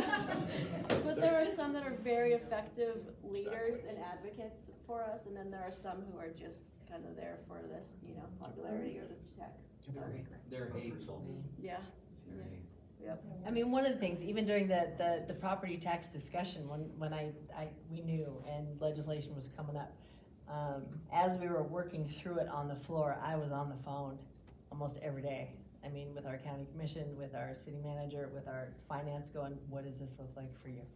And at one point, when it came down to 2 or 3 bills, I said, okay, if I have to choose between this one and this one, which one hurts less? Yeah. So, I mean, just constant contact. And I think that goes into what you were talking about last week about voting, like making sure that you're educating yourself on who you're voting for, because like what Mayor Juarez politely said, some legislators are way more involved than other legislators, but if we're not, as constituents, if we're not asking those questions of how involved are you really in your community, in your municipality, at the state level, then that really can hurt us on the local level, at least on the state level. That can hurt us when we're trying to, engage with our representatives or our senators and they're not returning calls or they're nowhere to be found, or even like the mayor, like one of the things that I was told when I first got in was the mayor role can be whatever you want it to be. Like, I can't speak for like Casper or Mills, but I didn't have folders, notepads, sticky notes on how to do this, and I was pretty much told that you get to be whatever mayor that you want to be, so you can be the really like in it, engaged, knee deep in it, engaged mayor, or you can be a mayor that just kind of Shows up. very hands off. And I think that those are questions that constituents need to be asking this next election cycle, as well as, what kind of a legislator, what kind of a representative, what kind of a mayor, are you really going to be asking those specific questions and understanding who you're voting for? Because I think voter education is very important in, in the state of Wyoming, but also, like I gave that example last week of, in 2022, 169 people in the town of Evansville voted for a person who was deceased. Like we had a note, like unfortunately, everything got printed off, the ballots got printed off early and the person ended up passing away. But we had a sign at the election center that said this person passed away, and 169 people in the town of Evansville still voted for a person who was no longer living. And I always go back to that example though, because it's very important to be mindful, to be informed, to understand Pick someone who's things. living. And the other thing too, I mean, I won't go too far in the weeds about this, but in terms of voter education, I can't stress this enough to understand who is on the ballot. Understand who they are as a person, understand who they are behind the scenes, understand what their character is about, because those things really do matter, because there are things that I've witnessed and I have seen in the last 18 months that keep me up late at night, and I think to myself, wow, if people actually understood what I've seen they might have voted a different way. They might have asked more questions, and I think the more education we have, the better. I could be on my soapbox, till midnight, but And I are they can't the stress kind of that piece person that can enough. put up with a whole lot of not nice? Yeah. So this is how we dialogue. So I would say to that counterpoint, 169 people voted for the guy who passed away. Yeah. But as people who vote, we have the ability to vote against somebody and send a message. So they may actually have very well known that person was no longer alive and couldn't Yeah. serve and was chosen instead to send a message. Yeah. So this is how the dialogue Yeah, works. yeah. Neither of us are right or wrong. Yeah. Yeah, but, yeah. you know. Well, I disagree with both of you. I So, don't. I'm not gonna give you a reason. We prefer Do you have booing. somebody else had a question? We'll go this way. Yeah, Mr. Well, B. we kind of addressed this already, but I'm really wondering how we get the general public to become informed and get motivated to vote. Because when you look at the voting population, it's a fraction of the people that are here. And it's really, really important that we get everybody that we can to the voting booths. So how would you I'm approach that? somebody who is very much, we need to hold ourselves accountable first. So we can blame everybody out that didn't show up, that didn't care. I look at it through the lens as I would of business in a way. If my consumer or my client does not know that my business exists and I provide the services that I provide, that failure is on me to deliver the message. It's my responsibility to say, this is what we offer to you, this is what's important, and then, lead the horse to water type thing. I deliver the information, that's on me very much, because there's some groups that are putting some information together, or they're upset that the voters didn't show up, and I'm like, that's on us first.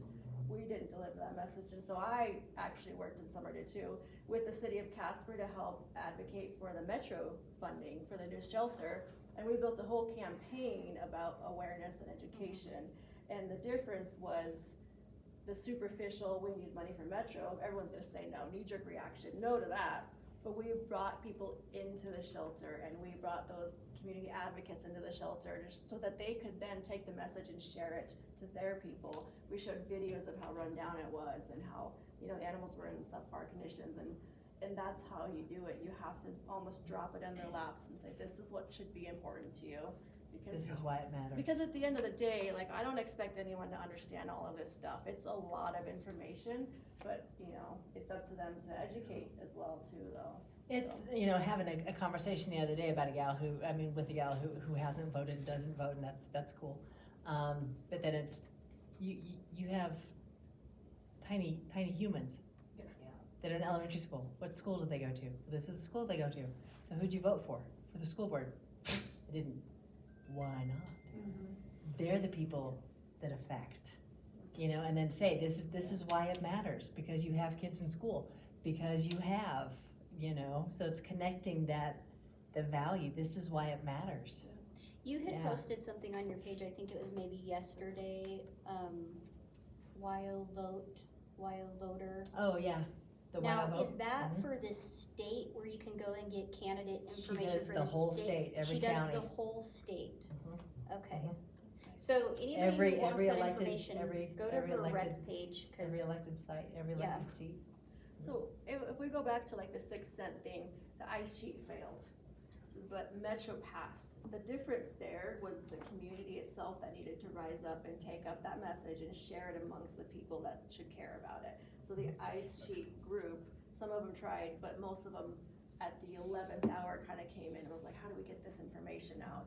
But the Metro campaign was built a lot earlier. And then the same token, we have to walk a fine line, because I can't say, go vote for this. You can educate. Yep. You can educate and inform. Yes, sir. One last question I have, and this is for each of the mayors. One issue that keeps you awake in the night? just State. one, just one. Who wants to say what, yeah. Water treatment and, utility infrastructure. We have a project in Lower Mills that in order to update the infrastructure is $5 million. We just simply can't afford that. And one of the senators on a very or a very right-leaning group said, well, why don't you just raise the rates to your water users? And I said, well, at, you know, about 3,000 water users and $5 million, how much do you think that is? You know? So that's, yeah, so that's it, because it's very deteriorated, and to where patching one causes problems down the line, and that's what keeps us up at night. You know, I can't be boxed in, you know, I can't just go with one thing, so I'll tell you a couple of things, but I'll make it short and sweet. First thing is definitely water treatment. I definitely stay up late at night, thinking about if a pump fails, or if a filter goes bad, or if we have a leak in the water tower somewhere. Also, Evansville's really close to the refinery, not saying anything's wrong with the refinery, but that does keep me up at nighttime. But one of the main things I would definitely say is the mental health of our first responders out in Evansville, because our police officers and our firefighters and our EMS folks, they see things that regular folks don't see on a regular basis, and I stay up late at night worrying about their safety, and you know, getting concerned about if I'm gonna get a phone call that something happened to somebody that works out at the town, or things like that. So the employee safety is very important for me, and I do stay up late at night wondering if they're okay, and if it was a slow night or a busy night, or if something happened, things like that. So I did 3, not 1 but 3. Yeah, I would probably say this kind of will fall, this is one issue that I worry about, but it all kind of falls into the larger pot. I'm very, very concerned about the direction of the property taxes and what could happen. City council have been accused of being fear mongers by going out and being, if you've seen the videos that we put out on Facebook, to talk about the ramifications of what happens if we do this. And so it's not, we're educating the community to say this is what happens when we lose revenue. So I stay up at night thinking that if something like this does happen, the impact to the city and the municipalities, counties, all of us, it's going to significantly impact our communities. And it's not based upon trying to create fear. It's an honest, transparent conversation that we're having with the community to say, we all want tax cuts. Everybody does. I do. I live on a budget. I'm putting 3 kids through college. I want all those things. But there's also a cost to that when we get less of the tax revenue. That you would see the pools having to close. You would see recreational types things being shuttered. And that's not fear mongering, that's the truth. I think the commonality for all of the municipalities across the state is ambulance service right now. None of them can afford it, so if property tax goes, you're probably looking at something like that. Yep. And then the state does not, ambulance and emergency services are not, There's no funding source. they're not deemed essential services. And the state will help, you know, the state will help. 36. Essential individuals in the service. house. Yeah, yeah, That makes no sense. yeah. So we need to make that change at the state level, that it is an essential service. But part of it too, when you think about revenue, property tax, right? Property doesn't mean just residential. So property taxes, residential, commercial, ag, industrial, those are all property taxes. Residential is like this big of it. Property tax is the most stable revenue that our cities, towns, and counties have to operate with, because sales tax, sales and use really does go like this all of the time, right?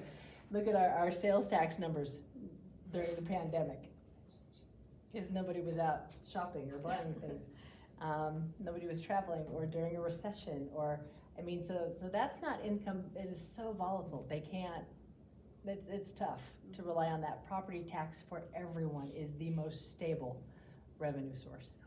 Can we get back to you about how many other things that keep Things- us? because We there just will ain't be more. sleeping There is will what's be happening. I Haven't slept a think, week though, in 18 months. It is, For 3 of you is okay. that And you it's raised- already after 8. If you wanna go. You don't have to stay. I know you raised 1 or 3 issues. How much do you escalate that at the state level? and to the county level? How often do you do that? Say that one more time? I know Tell each of your you concerns raise to one of us. the issues. Oh, I'm talking to you on a the regular time. basis. Do they listen? Some Sometimes. of us. Some do, some don't. It's, There- yeah, it's dependent upon who you're talking to. Like, I call her, I text her on a weekly basis. Like, she's on my speed dial, she's on my favorites list. Because I know that when I message her or I contact her, if she doesn't pick up, I know she's busy, but I know that she will get back to me right away. But, you know, if I was gonna pick a different, you know, person that I know might not get back to me, I'm not gonna go to them because they're not quick to getting back to me, and some of these things that we have to deal with are time sensitive, and we need some form of an answer in order to find a pathway moving forward quickly. We also have the ability to reach out to the governor's office directly and get departmental issues resolved, so. If it's Department of Revenue, Department of, you know, Audit, Department of Health, Department of Education, yeah, they can reach out and have. Lisa, can I direct say one more access. thing? Absolutely. What I want to tell you, before you guys all leave tonight, is number one, get involved. And we need good people to run for office. Yes. Now, you may sit and look and say, why would I ever run for office? And that's a lot of people would say, why would you put your name on the line if you're gonna get beat up every single day? Well, I got involved because I had a strong desire in my heart to make a difference in my community. And I knew the consequences to that, and I knew getting beat up, getting called names, things that I never thought somebody would call me, or my heritage, my Latino, all those things. So my point is that we need good people to run. We need you to run, to help with campaigns and getting out there for good people. So I implore you to go out there. We need you to vote. Vote in the primaries. That's where the real races are. Vote.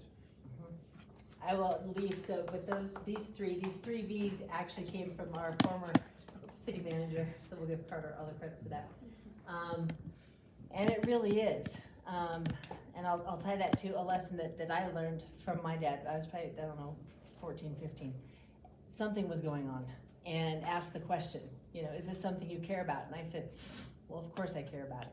And he said, so what are you gonna do?